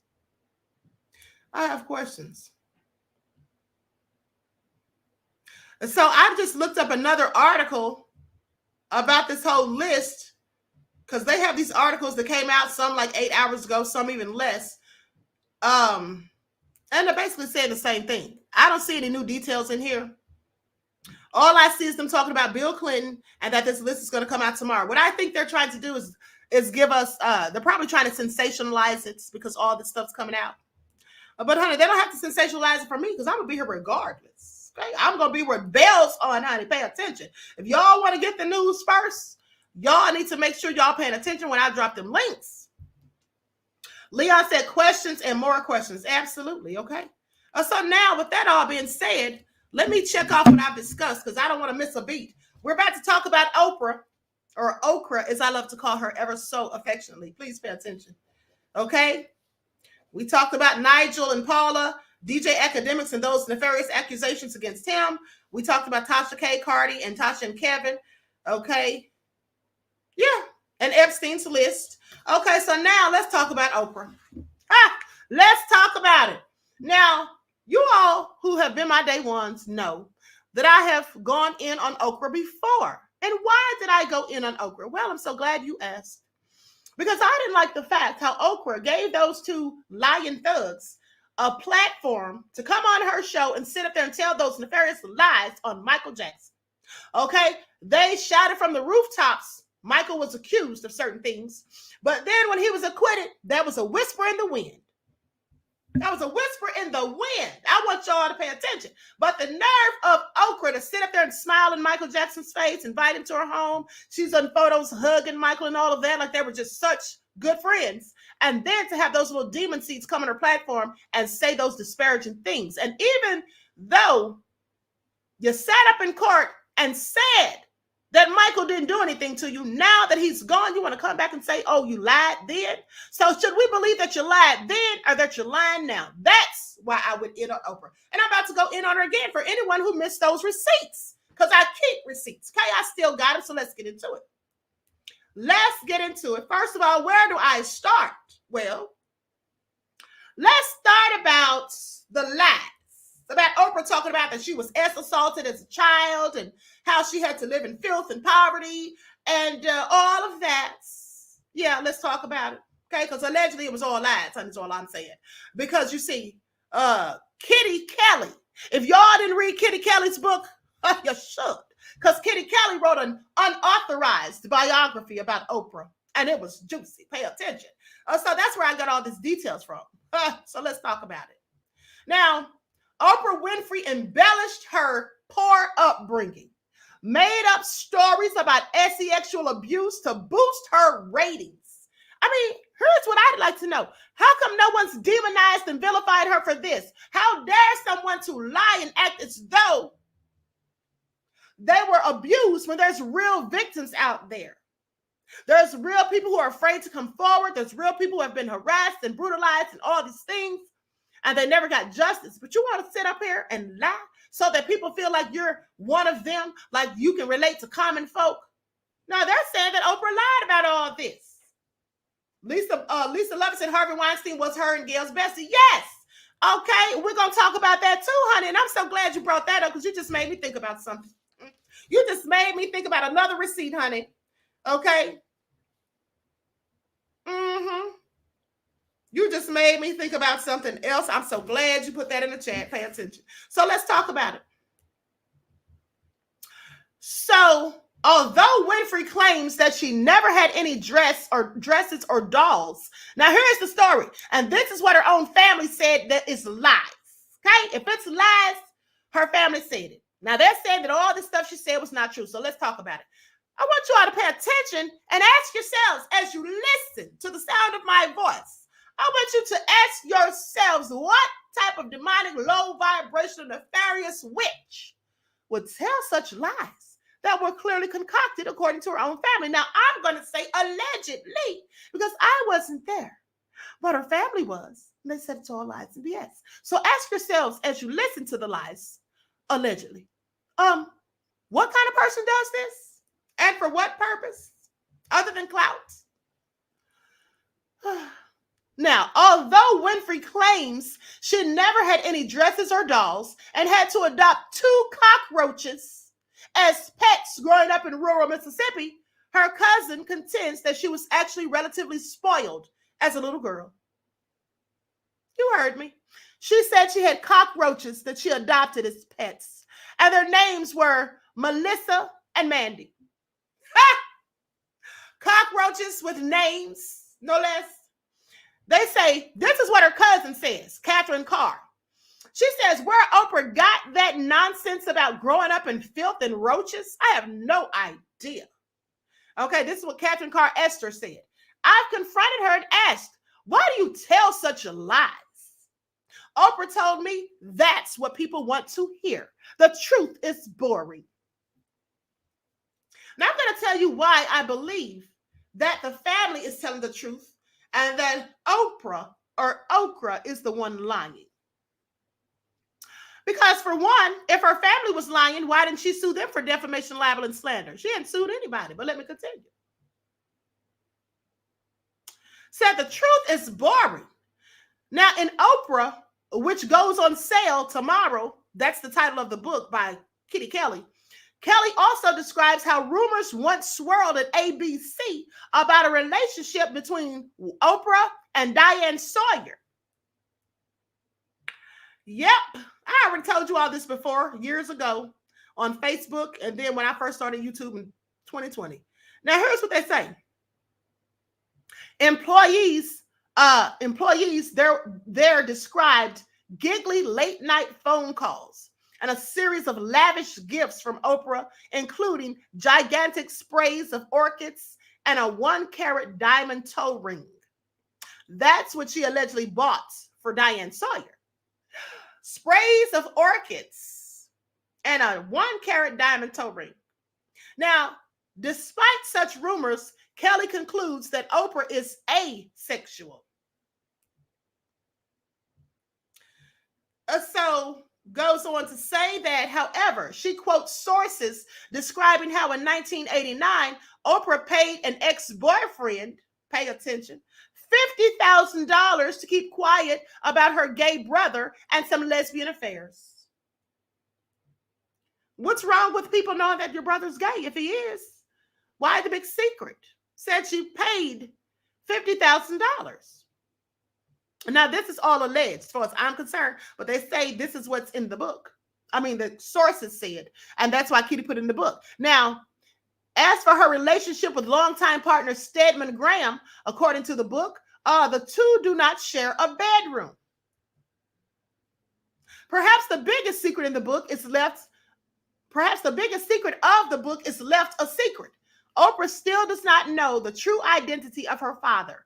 Esther's told Kelly who he is on the condition that she did not publish that information until Oprah's mother comes clean to her daughter. Vernon Winfrey, the man who raised Oprah, is also frustrated with the way she has played fast and loose with the truth, saying she may be admired by the world, but I know the truth. That's what Vernon Winfrey says, allegedly. So does God, and so does Oprah. Two of us remain ashamed. Ha! That's what he said. He said she knows that I know the truth. So does God, and so does Oprah. And two of us remain ashamed. I guess he's talking about himself and God, because clearly she's not ashamed. Now, she may be admired by the world, but I know the truth. Remember those words. Now, Vernon reserves his harshest words for Oprah's best friend, Gail King, aka Gail King, who put the kibosh on a biography he was working on. So he says he was working on a biography and she put a stop to that, calling her a dirt hog and a street heifer. He blames King for a rift in their relationship. He says she become too close to that woman, Gail. I find it all so interesting. So, but wait, there's more. Now, they also claim that her ex-boyfriend, now let me dig this up real quick, honey, this will take a second.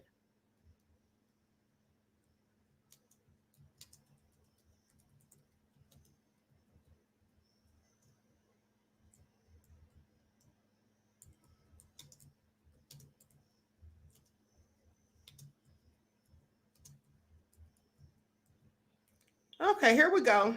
Likes up, everyone. Please do not forget to get those likes up. Thank you in advance.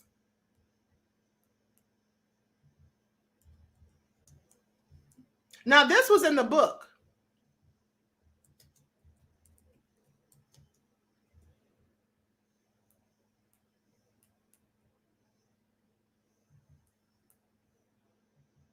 Hold on, beloveds.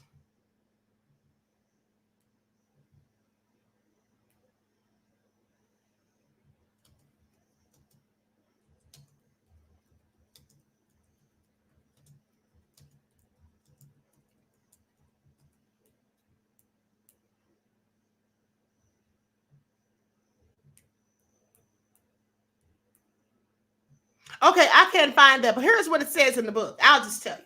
Now, Oprah's ex-boyfriend, and I think his name is Tim or Tom. His name is Tim or Tom. But nonetheless, now he allegedly says that Oprah paid him $50,000 not to say anything about her affairs with women. Okay, that's what was alleged, that he said she paid him $50,000 not to say anything about her affairs with women. At the end of the day, sounds like $50,000 is Oprah's minimum bid. Allegedly. Okay. So I find it also interesting, but hold on. Another thing that I found interesting was this. Remember that school that Oprah opened up in Johannesburg? Dead baby found in bag of student at Oprah's school.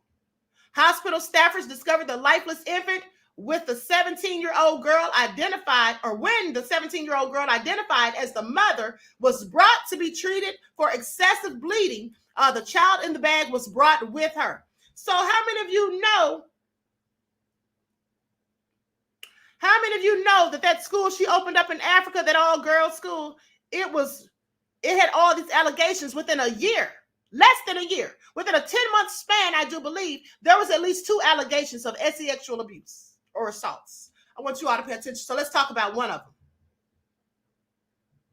Hospital staffers discovered a lifeless infant with a 17-year-old girl identified as the mother was brought in to be treated for excessive bleeding. The child in a bag, the child was in a bag that she brought with her.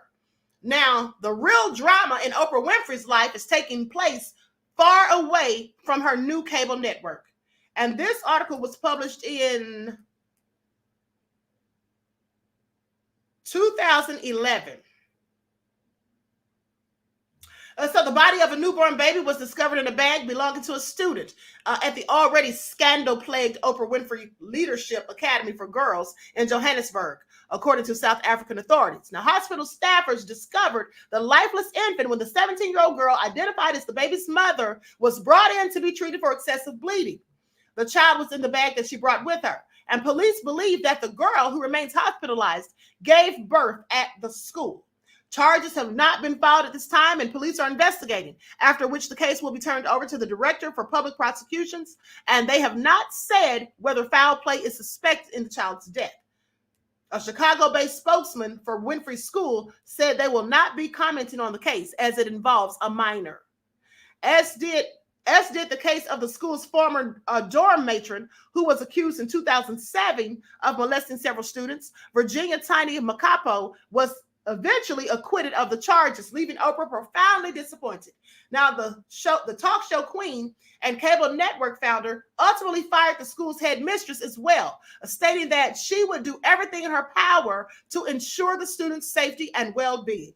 Now, in March of 2009, 4 pupils were expelled and another 3 suspended for alleged inappropriate behaviors, which were said to include sexual misconduct toward other students. So all of this was going on, and like I said, within a year of the school opening. And I find it all so interesting.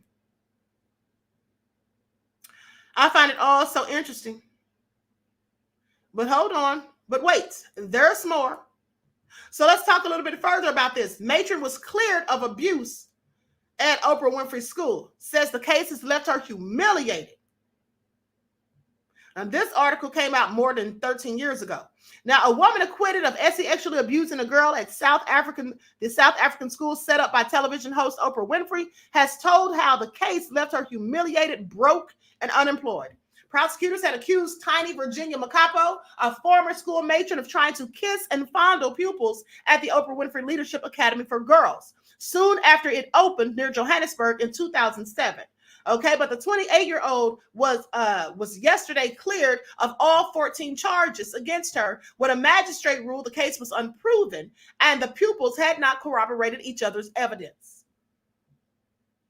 Makapo declined to say whether she would forgive the U.S. talk show host Winfrey and the staff of the Academy, because apparently they were all blaming her. They were blaming her, allegedly. Now, she said she was uncertain whether she would now pursue legal action, but was weighing her options. She said, I don't know what steps I'm going to take right now, but life for me for the past 3 years has been nothing but hell. I've been struggling. The case has left me humiliated, broke, and unemployed. Makapo has been without a job since her suspension from the school in September of 2007. Her car was repossessed during one of her earlier court appearances. She said the verdict has lifted a weight from her shoulders, adding that, I am so happy. I just do not know what to say. I can't believe that this case is finally over and that I'm finally free. The news of my acquittal has not completely sunk into my system. I don't know what to do. I just want to go home and relax. Now, the 9 alleged victims were aged between 13 and 15. When they made their claims against Makapo, who was also accused of assaulting one of the teenagers as well as a fellow supervisor. But a Cibo King Magistrate's Court, Magistrate Thelma Simpson ruled there were numerous contradictions in the state witnesses' testimony. The learners were unable to provide accurate dates and incidents. They say some witnesses exaggerated their evidence. One witness contradicted herself as to how and where she was assaulted by the accused. Winfrey had called the allegations crushing, especially because of her own stated history of childhood sexual abuse that her family says she lied about. Please pay attention. And promised to an overhaul of the school. Yesterday, she made her unhappiness with the verdict clear. This is what Oprah said. We began this child molestation trial in July of 2008. More than 2 years later, I'm profoundly disappointed at the outcome of the trial. I will forever be proud of the 9 girls who testified with the courage and conviction to be heard. Now, in March, Winfrey settled a defamation lawsuit filed in Philadelphia by the school's former headmistress, Novuyo Mazamain, who claims that Winfrey had defamed her in remarks made in the wake of the 2007 abuse scandal in the school, because apparently Oprah didn't say allegedly. Okay, so with that all being said, let me tell you what I think about all of this. What I think about all of this is the fact that the headmistress was found innocent of these charges, not guilty, acquitted. And there was 14 charges against her. You see, I don't think that woman did it. However, I do think someone did assault those girls. Essie actually abused those girls. But, you know, if you remember, back when all of this was going on, there was rumors of trafficking. There was also rumors of men being at that school. Now, I'm not saying any of this is true. I'm just telling you there were some rumors. And so could it be that someone coached those girls to say that it was the headmistress, to make it look like it was something internal, like it was someone that was working right there in the midst of them, not some people who came in to do nefarious things? Now, I'm not saying this is what happened. I just have questions. I just have questions. Okay? Quincy Lola said, teach that truth, Queen Beloved. Thank you. Now, at the end of the day, I have questions about all of this. And then here's the thing. The headmistress was acquitted of those charges, but then months down the line, another young girl turns up, gave birth to a child at the school allegedly, and then showed up at the hospital with a deceased child in her bag and bleeding profusely. Who's the father? Who's the father? If the girl was at the school, how did she get pregnant and when? And who impregnated her? Who impregnated her? That crazy bitch Eric said, Queen, you onto something. Thank you, beloved. Who impregnated her? That's what we need to be asking. So you see, this is all the reasons why I went in on Oprah back in 2019 and 20. When I was talking about all of this stuff that I'm talking about right now. This is why, because it makes no sense. Okay? They wanted to say this woman did those things to those young girls, but the woman was found not guilty. And the stories they told didn't add up and didn't corroborate each other. Could it be that they were coached into saying something that in fact wasn't true because the truth needed to be hidden? That's all I'm asking. That's all I'm asking. And then this other child turns up pregnant with a whole dead baby in a bag that she was clearly trying to hide, bless her heart, but she had to go to the hospital because she was bleeding profusely. Could have lost her life. Who's the father of that child, and why did that child feel so compelled to hide the fact that she was pregnant? Now, as far as I know, as far as I looked, I couldn't find out who the father of that child was. I didn't find any evidence ever saying who the child of that father or who the father of that child was. Never found anything on that. Okay, so I find it all interesting. But wait, there's more.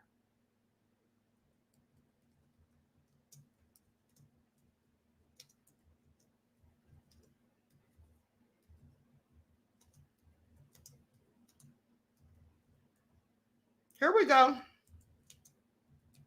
Let's talk about Vernon Winfrey, a debt that supposedly Oprah paid for him. So let's get into it. Likes up, everyone, please. Do not forget to like and share. Thank you in advance.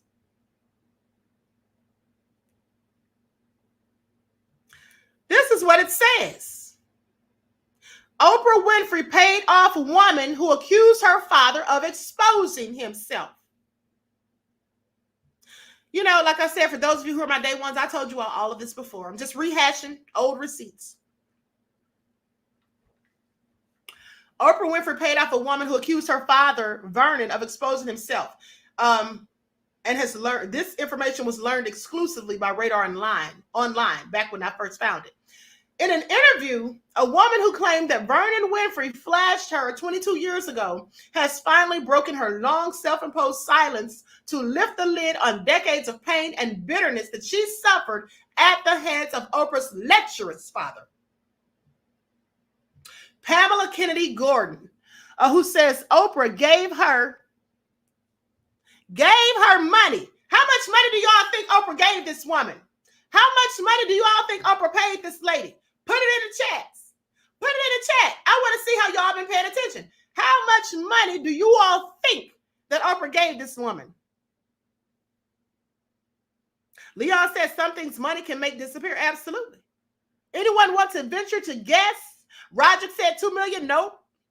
Silent D said 29 million. Nope. King Tutoring said 50.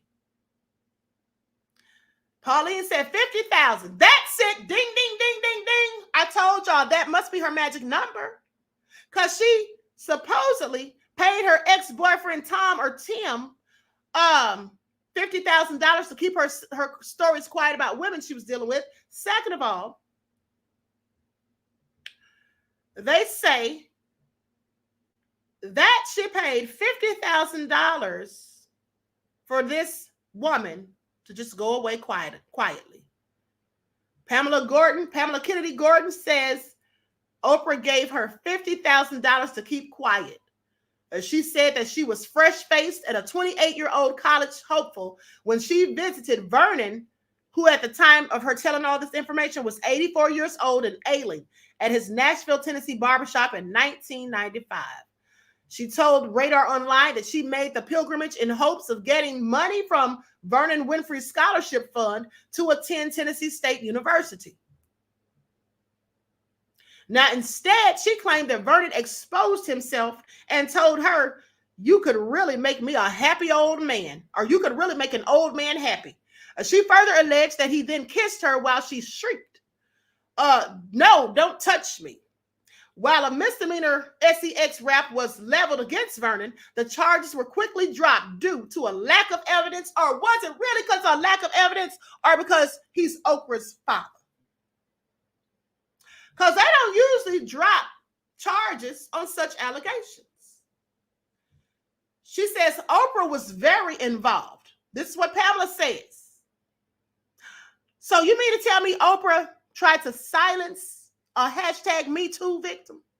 Allegedly. Oprah was very much involved, said Pamela, who pressed a civil suit against Vernon. They called him Val Vernon, pay attention. But she added Oprah got her team on board while Pamela took a polygraph test to prove the troubled famous father did exactly what she said he did.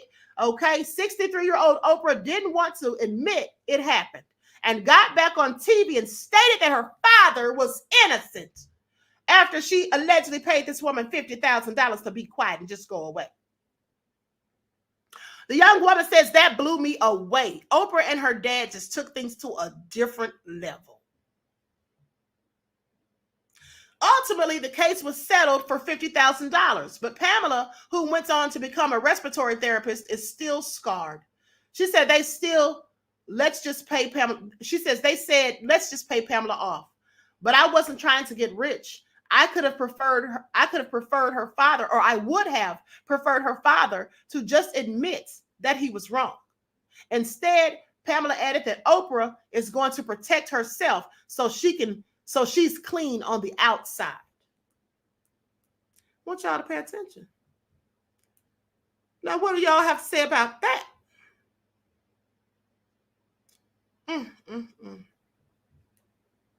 I find it all so interesting.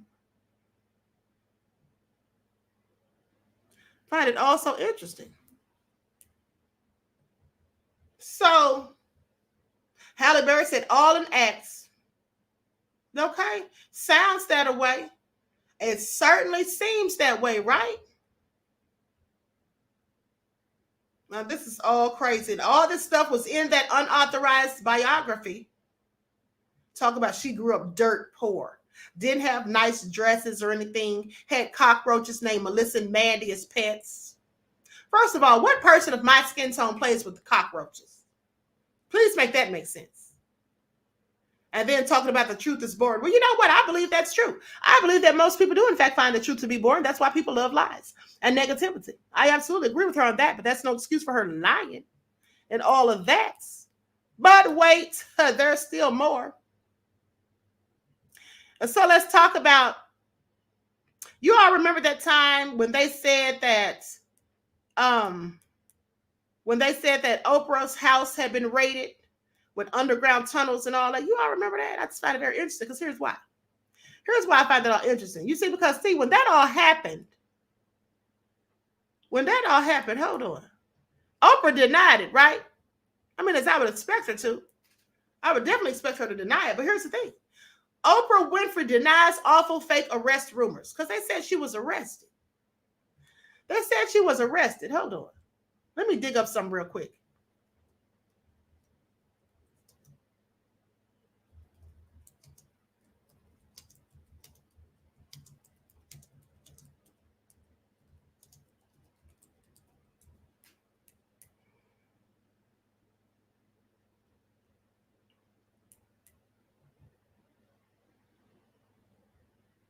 Hold on. I'm looking for something. You all pay attention.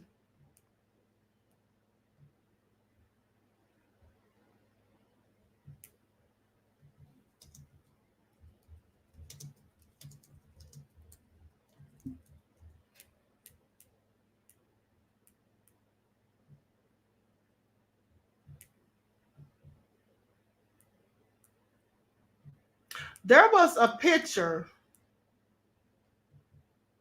Here it is right here. Now they debunked it. But I want to show this to you all.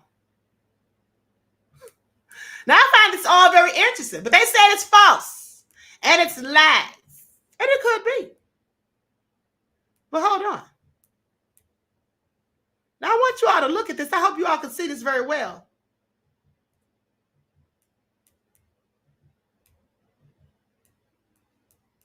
Can you all see that? Let me see if I can enhance it.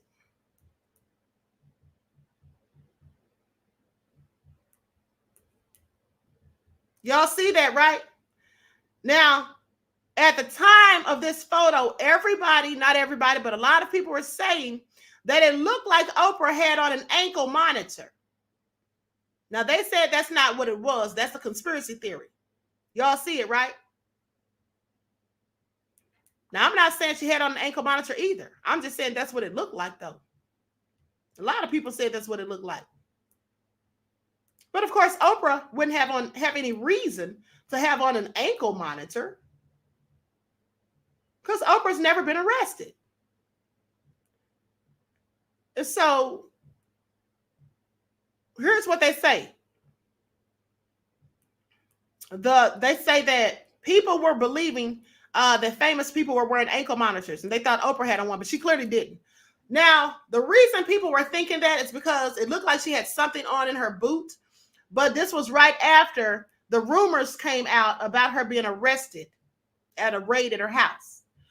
Oprah Winfrey has denied reports that she was arrested and her home raided by law enforcement. The 66-year-old talk show host and media mogul became one of Twitter's top trending topics on Tuesday night after rumors began circulating on social media that she, along with other celebrities, had been arrested for sex trafficking. After being made aware of the rumors, Oprah took to Twitter Wednesday to dispel them.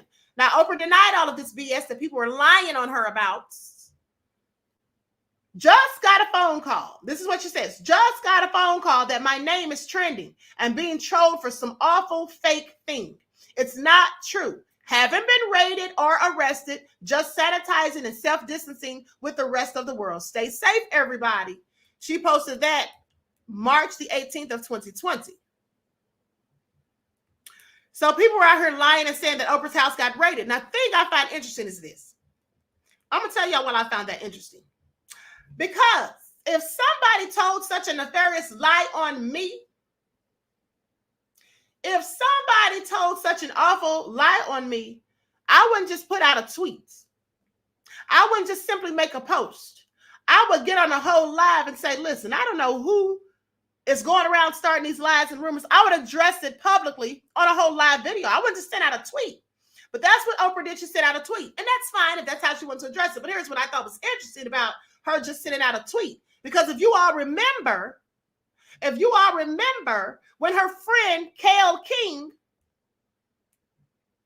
had that interview with Lisa Leslie and she asked her about Kobe Bryant and those allegations that were against him, which Kobe was never convicted of those allegations, please pay attention. But she asked her about it after Kobe's demise. And people got all upset. And then Gail was supposedly receiving threats and people were giving her backlash and all the facts. Oprah came out and gave a whole statement. She was about to cry. She had tears in her eyes. She did all of that when she was defending her friend, but none of that when she was defending herself against such heinous accusations and lies and conspiratorial allegations. Yeah, I found it interesting. But don't believe me, just watch. May I say she is not doing well. Oprah gets emotional defending friend Gail King amid Kobe Bryant fallout.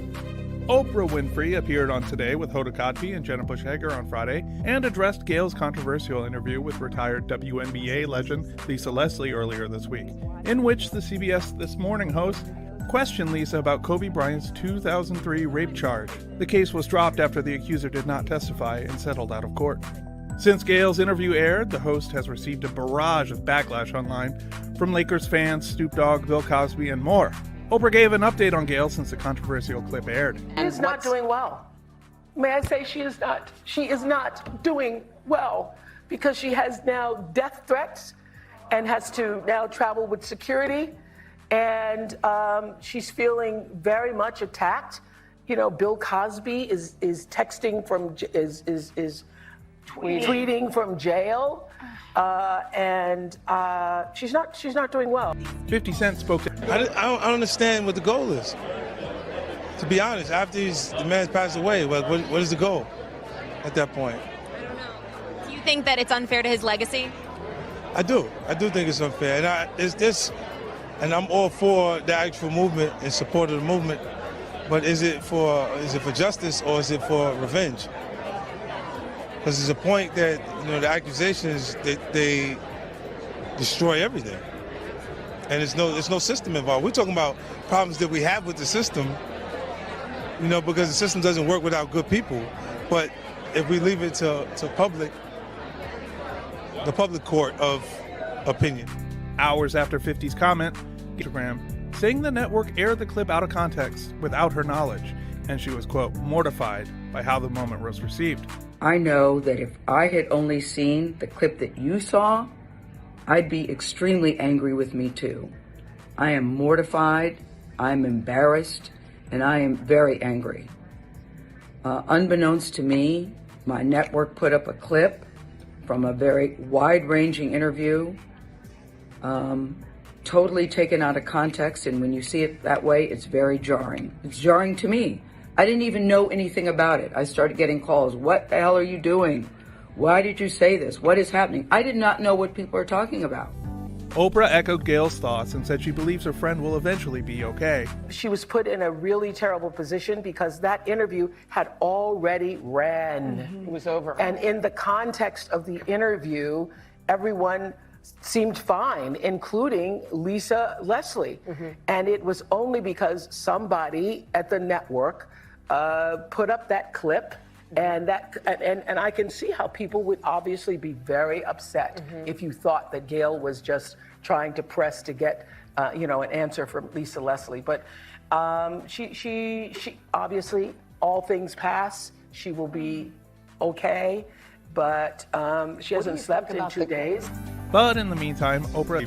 What do you think about all that criticism? I think the vitriol is, I think anybody can criticize anything, but the misogynist vitriol and the attacking to the point where it is dangerous to be in the streets alone, because it's not just the people who are attacking, it's the other people who take that message and feel like they can do whatever they want to because of it. This is very hard, because when you have social media and the force of social media, and particularly people who didn't see either interview making attacks, and I think everybody has the right to have their opinion, but to do it with such vitriol is hate and meanness. Yeah. All right. So you all heard that, but hold on. Now, at the end of the day, let's not forget what else happened after that all came out. Hold on, I'm getting my receipts ready to pull up. Okay, y'all remember what Snoop Dogg said. Let's get into it. Likes up, everyone please like and share. Now I'm going to play this clip. Because if you remember, Snoop had a whole lot to say.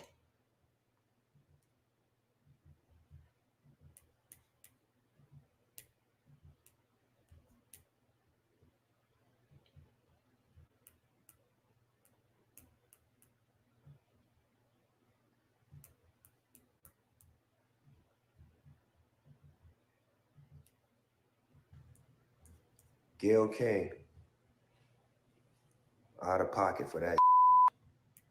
Way out of pocket. What do you gain from that?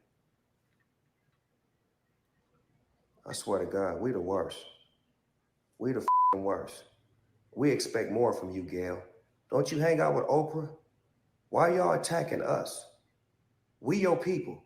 You ain't coming after Harvey Weinstein asking them dumbass questions. I get sick of y'all.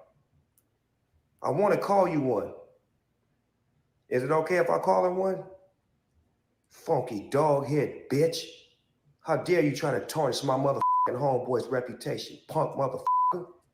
Respect the family and back off, bitch, before we come get you.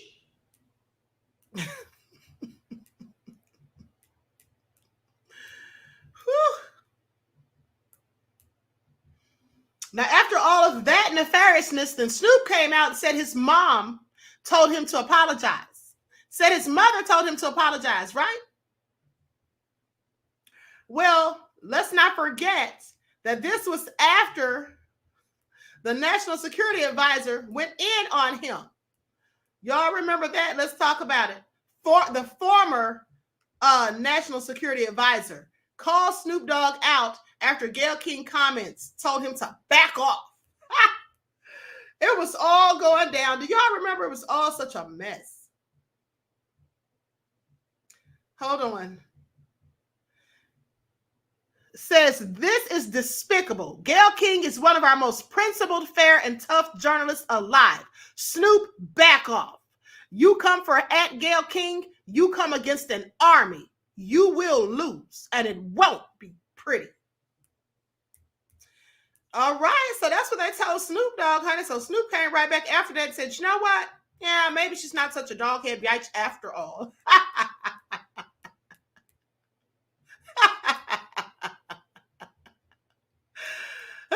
Then Snoop came back and said his mom told him to apologize, honey.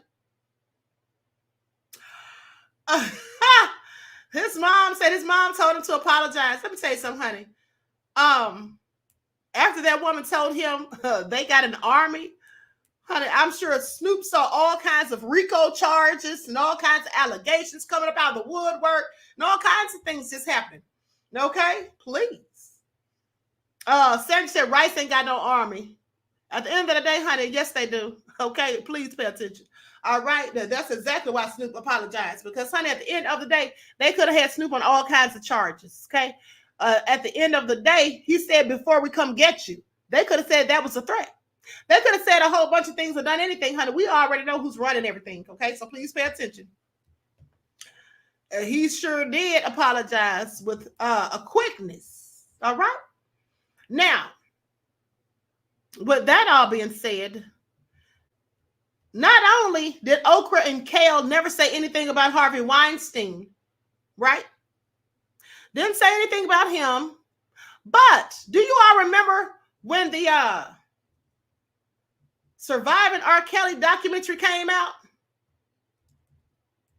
Where Gail and Oprah were? Hold on. For Oprah's 65th birthday, I do believe. Let's get into it.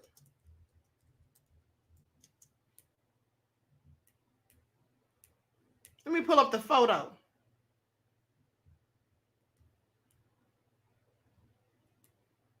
Here it is right here. I want y'all to listen to this. I'm going to show you the picture in a second. I told y'all I'll keep the receipts. I reported on all this before. Now, this was January 30th of 2019. Oprah celebrates her birthday in St. Bart's aboard David Geffen's $300 million mega yacht, watching Michael Jackson documentary with her best friend, Gail. Yeah, this was Michael's documentary, not the one about R. Kelly. Okay, Oprah Winfrey flew to St. Bart's on Monday to celebrate her 65th birthday aboard the mega yacht Rising Sun, owned by her close friend, David Geffen. I want y'all to pay attention to that name because I'm going to tell you something about him in a minute. Now, the group spent 3 days docked in Gustavia and on Tuesday enjoyed dinner and cake on the boat's deck in honor of the birthday girl. She was joined by Gail King and the CBS This Morning anchor's son, Will, for the trip, which lasted just 3 days. After enjoying some birthday cake on Tuesday, the group watched the Michael Jackson sexual assault documentary, Leaving Netherlands. Now, Rising Sun headed back to St. Martin on Wednesday so that the group could get home or could jet home. I want you all to pay attention because Oprah is so fake. That's why I don't fool with her. She is so fake. Let me show you all this picture of this witch. She's just a witch to me. I don't care for Oprah at the end of the day. Do y'all see that? That's her aboard David Geffen's yacht with a little birthday cake. Okay. She turned 65. And I found it also interesting because good friends, close friends with David Geffen. All right. But hold on.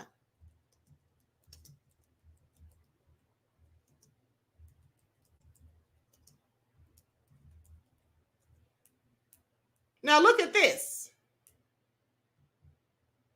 Let me pull this up. This is a picture of her and Michael from 1993. Just to show you how fake she is.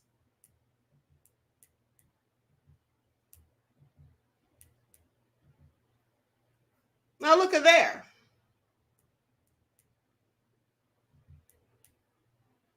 Also interesting, like I told you. Now hold on.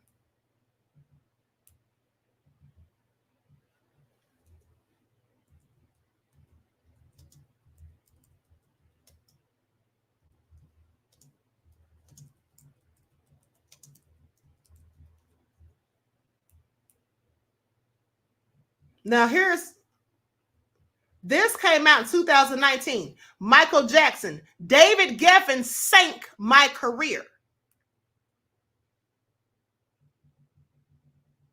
Now listen to this.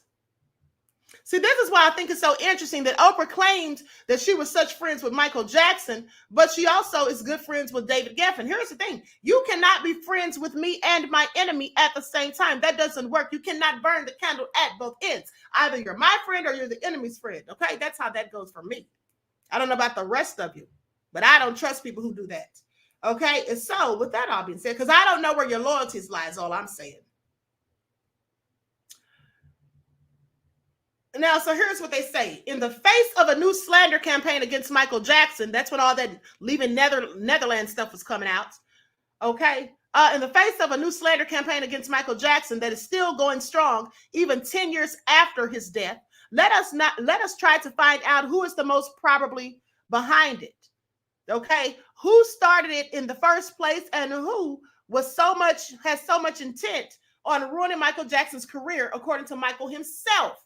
Who was the one that wanted to do this? And if we are to listen to what Michael said about it, the person who ruined Michael was David Geffen.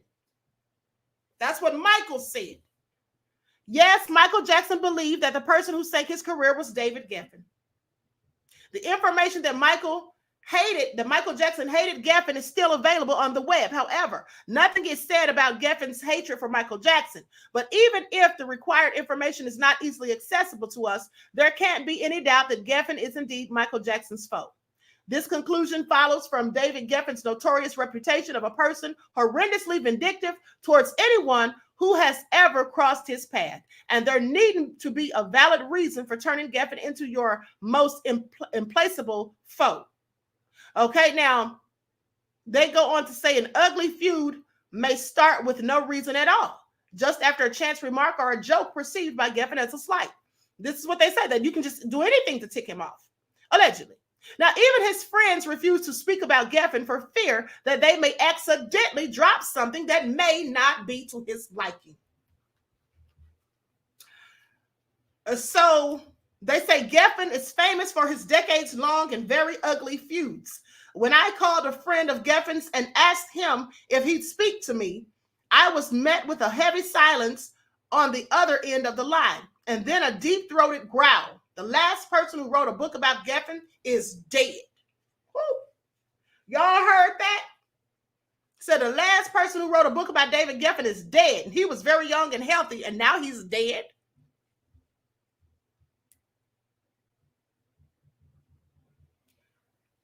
It seems that Geffen's friends are so afraid of their friend that they even think him capable of anything.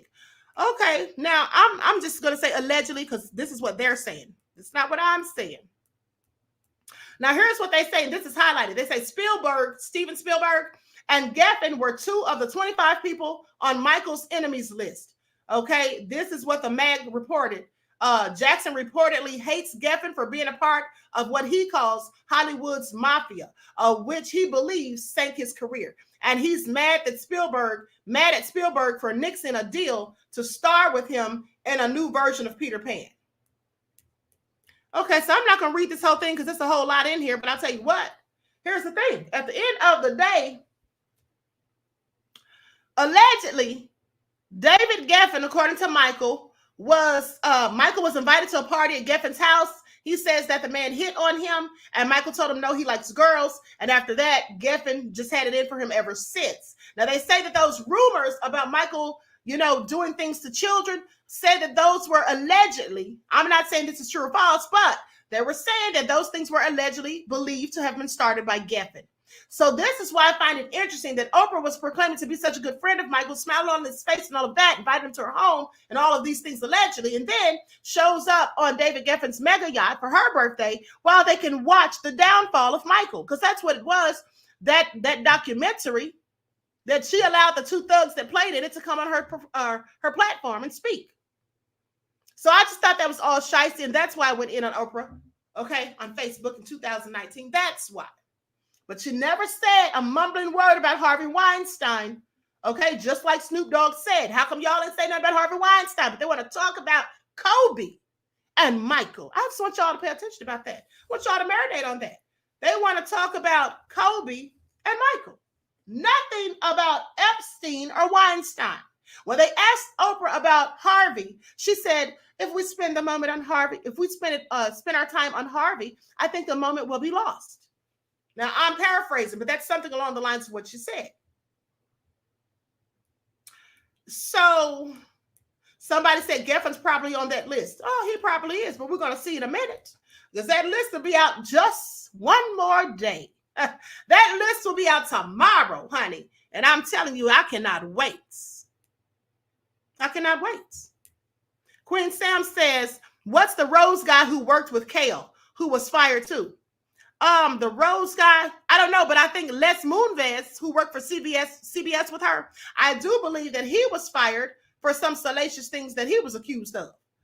Let me make sure it was Les. I think that's who it was, Moonves.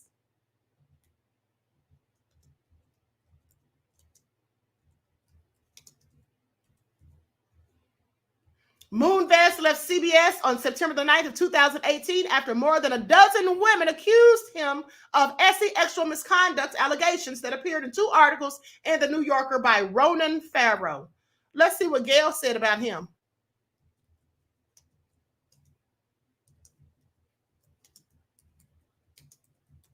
Because I don't remember her saying anything, to be honest. Not a mumbling word.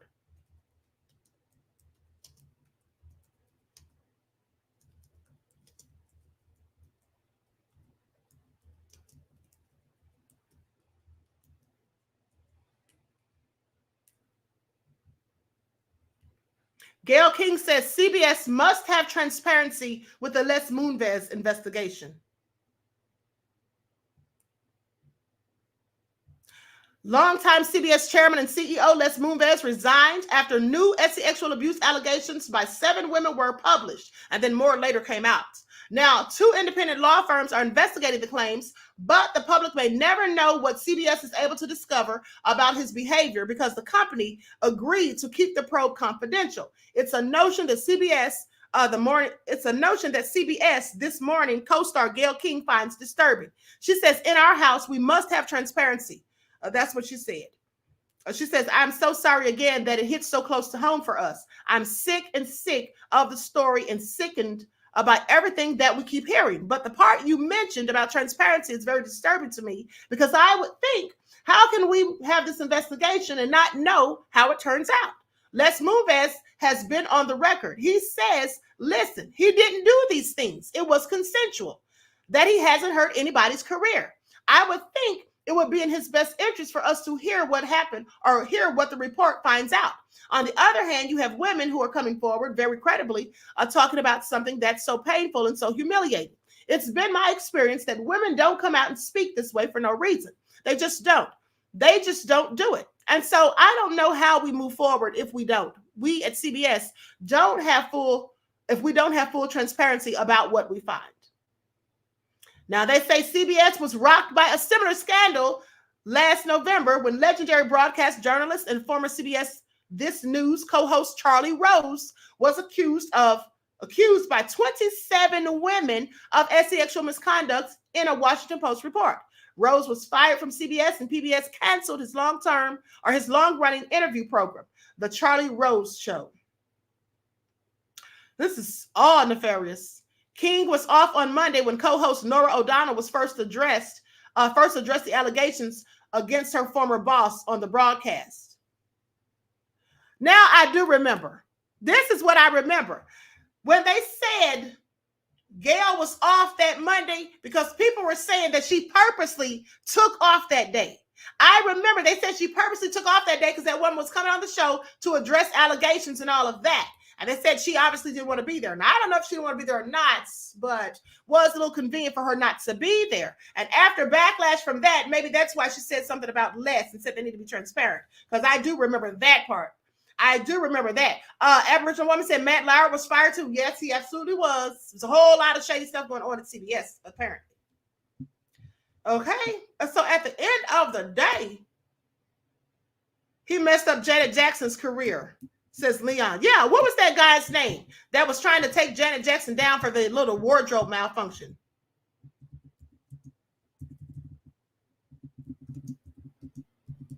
Let's call them all out. I forget the guy's name.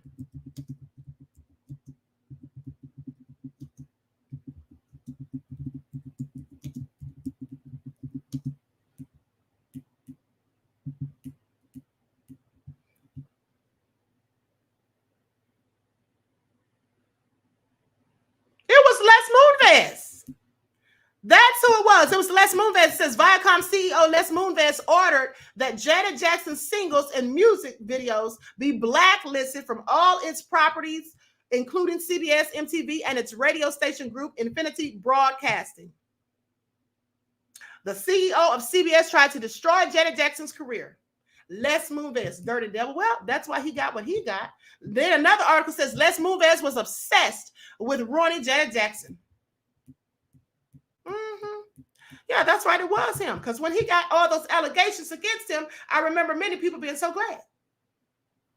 Timber Dan said, I forgot about that. I did too, honey. See, that's why it's good to rehash these things, because very often we forget how low down and, quite frankly, nefarious some people can be.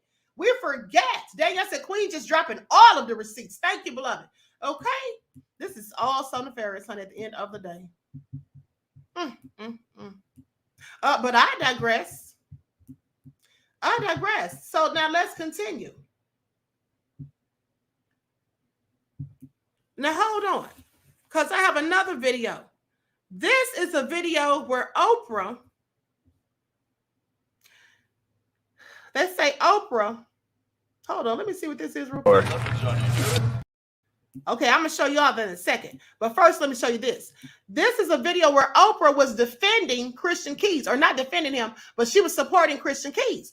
And, some people were like, well, it's interesting that she's showing support for him, because many people at the time were, speculating that it was Tyler Perry. And we know that's Oprah's good friend. I mean, let's not forget that years ago, he bought both her and Gail Bentleys, I do believe, and put checks or cashier's checks in the glove box for $11,000 for them to purchase their tags, if I'm not mistaken. But let's get into it. Christian Keys saying he was assaulted by a Hollywood figure. Last week, American actor and model Christian Keys went viral for his explosive revelations. He accuses an unknown big Hollywood billionaire entertainer of abuse and assault.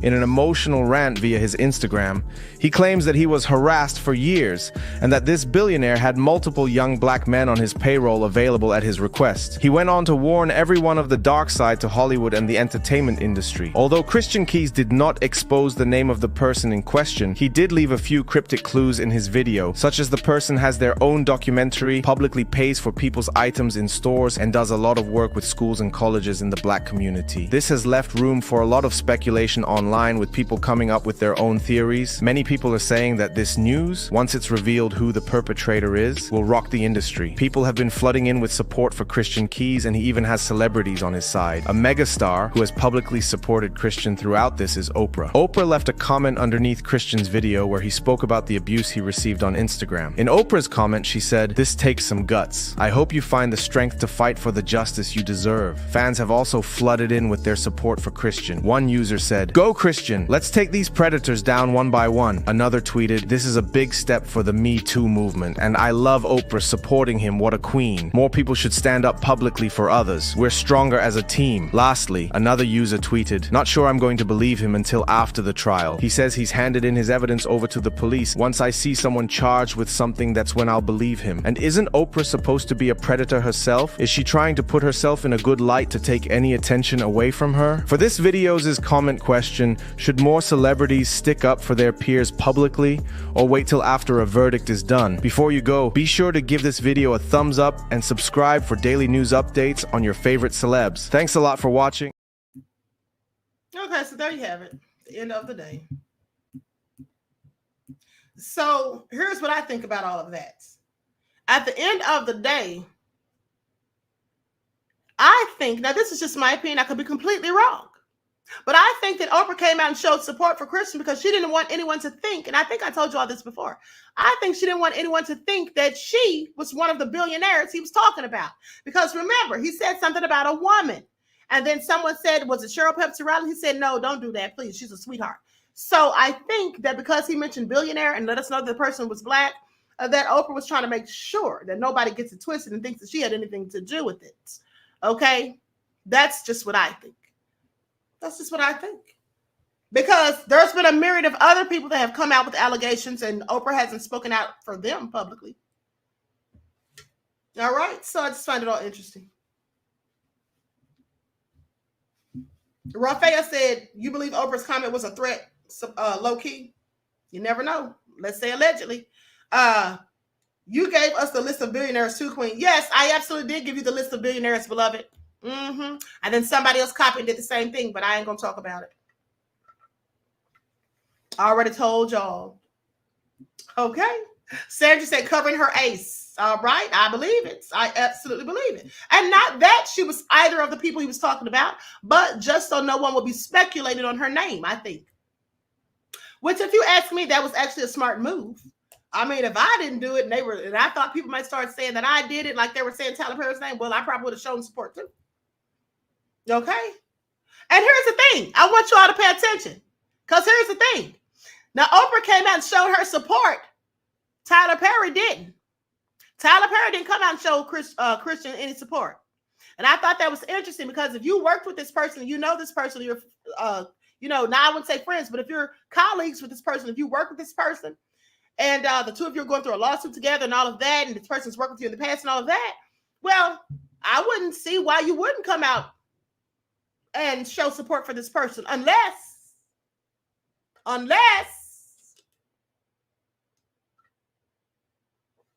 so all I'm saying, unless you're the person that person was talking about. That's all I'm saying. Because if one of my friends came out and said, oh, somebody's been doing X, Y, and Z to me, or even somebody I worked with previously or currently said somebody's coming out saying these things about them, has been harassing them and all of this, I would definitely show them support. Unless the person they were talking about was me. Then I'd be hiding under a rock, waiting for it all to just go away and blow over. Just saying. All right. So anyway, I find it all interesting. So let me show you all what conspiracy theorists have come up with. Now, this is from 7 years ago. They said that there was tunnels in Maui 7 years ago in 2016. Want to go in now? Hit it, dude. Yeah. Like you're exploring a cave. Crikey, what do we got up here?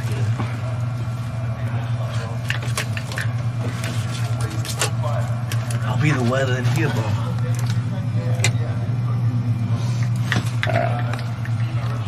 Like we're...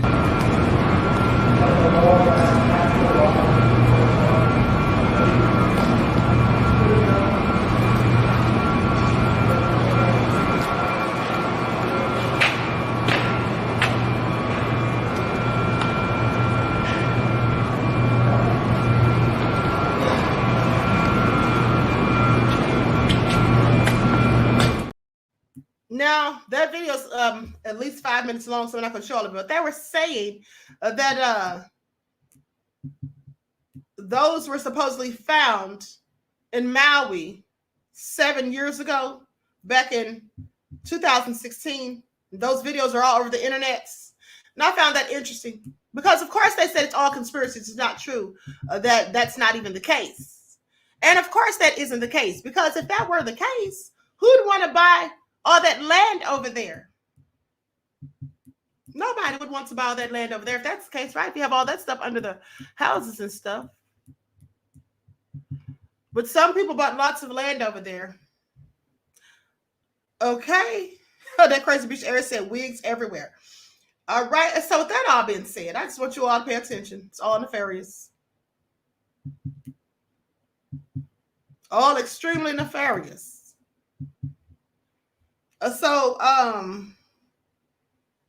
It is what it is. Says there are tunnels everywhere, especially in the U.S. Somebody found one. There was 2 teenage boys that found one recently in Chicago. There was an apartment down there and all sorts of stuff.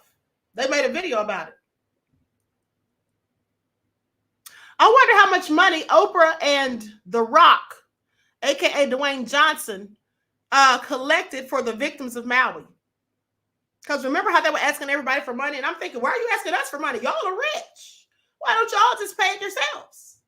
Remember that? They were asking people to donate money. I'm like, honey, y'all have the money yourselves. Why do y'all need us? And then you can just use it as a tax write-off. Like sit down somewhere. All right. That crazy bitch Eric said, good questioning, Queen. Thank you, beloved. G from the land says, remember they found a tunnel when they closed KFC. I didn't know anything about that. That's interesting. I didn't know anything about that, beloved. Nope. So anyway, my job here is done for the moments. All right. That's why they are rich. They save their money. Crooks. That's what it is. What it is. Pixie Lola said extremely nefarious. And Bria said another rabbit hole. Root Tracker said they needed to put in $8 million a piece and be done with the Queen. Yeah, that's what I'm saying. They could have put that in themselves. Instead of asking us for money when y'all have all those coins, honey, we can't afford it. Don't they know the economy's in the tank? Like everybody's having struggles right now. Oh, so nefarious. But everyone, please like and share this video. Subscribe to the channel if you haven't done so already. Be sure to click that notification bell. Click the word all so you're notified each time Queen Goddess goes live. And I may be going live on the backup channel. You know what? I don't think I'm going to do it today. I'll probably wait till tomorrow because y'all have worn me out. Okay, this broadcast is over 2 hours. And so with that all being said, I'll likely go live on there tomorrow with some more juicy information. All right. Sally D said, thank you for another 5 alarmer broadcast, Queen. You're welcome, beloved. All right. Okay. Danielle said 2024 is when all of the truth will come out. You already know. Listen, 2024 is going to be absolutely nefarious, starting with that list. Okay. With that list. Queen Sam said commentary on fleek per usual, Queen. Thank you, beloved. All right. So with that all being said, the Crazy Beach area said, Queen, tell us how you really feel. Root Tracker said, Queen, I'm going to make you a Sir Royal and vegan charcuterie. I can't pronounce that word. Boards for that. For us, Queen. All right. Well, I'll be waiting on it, honey. All right. So anyway, I want to thank you all. Alice says, love you, love my Queen. I don't love you right black, beloved. I love you right black. Okay, so with that all being said, everyone enjoy the rest of this beautiful day. I hope you all have a fantastic time at the stroke of midnight. Okay, everyone enjoy yourselves and be safe out there. Remember, don't drink and drive and don't ride with people that do. All right, and remember your lifelines. Make sure you're stocking up on food, non-perishable food items, water, batteries, okay, and things of that nature. Get you a generator if you can. The solar-powered ones are good and they're less expensive. Okay, so with that all being said, I wish you all love, peace, and prosperity. Each one teach one. That's how we grow and thrive. Do something productive, constructive, but never destructive. And always remember, beloveds, to keep the Most High first in your lives. Peace.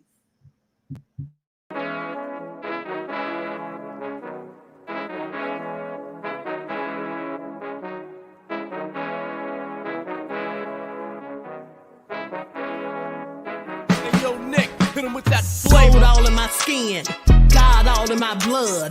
Kings all in my circle, you touch one of mine and you're done. They show no love for the Queen, why you hating on me? Is it cause I'm free and I got Malcolm X in my jeans? I got dreams like King Luther, shed blood like Kunta. You ain't helping my people, I ain't got nothing to say to ya. I want all the smoke like hookah. Talking reparations, America won't be great until they give us compensation. I'm like, I'm the hottest right now. See a bunch of lames out here trying to jock on my style. They be doing too much. I'm the Queen, it's too easy. It's like they all at Popeyes, how they be talking so greasy. I just sit back and laugh while these haters get madder. So nefarious how they don't want my pockets with cheddar. I tell them they can do better. These snakes in the grass can leave a bite on your ass, cause y'all be trusting too fast. I got my foot on the gas, other one on they necks. Dropping receipts on haters, you better show some respect. I'm never facing regrets, we only facing the threats. Running through every challenge like a relay, break no sweat. It's a cold game, so I got that blanket with me. Now that my people awaken, ain't no going to sleep. I do not play by my piece. This time I'm playing for keeps. You talking slick, but when I see you like them ends, we gon' meet. And I got gold all in my skin, God all in my blood. Kings all in my circle. You touch one of mine and you done. They show no love for the Queen. Why they hating on me? Is it cause I'm free and I got Malcolm X in my jeans and I got gold all in my skin, God all in my blood. Kings all in my circle. You touch one of mine and you done. They show no love for the Queen. Why they hating on me? Is it cause I'm free and I got Malcolm X in my jeans and I got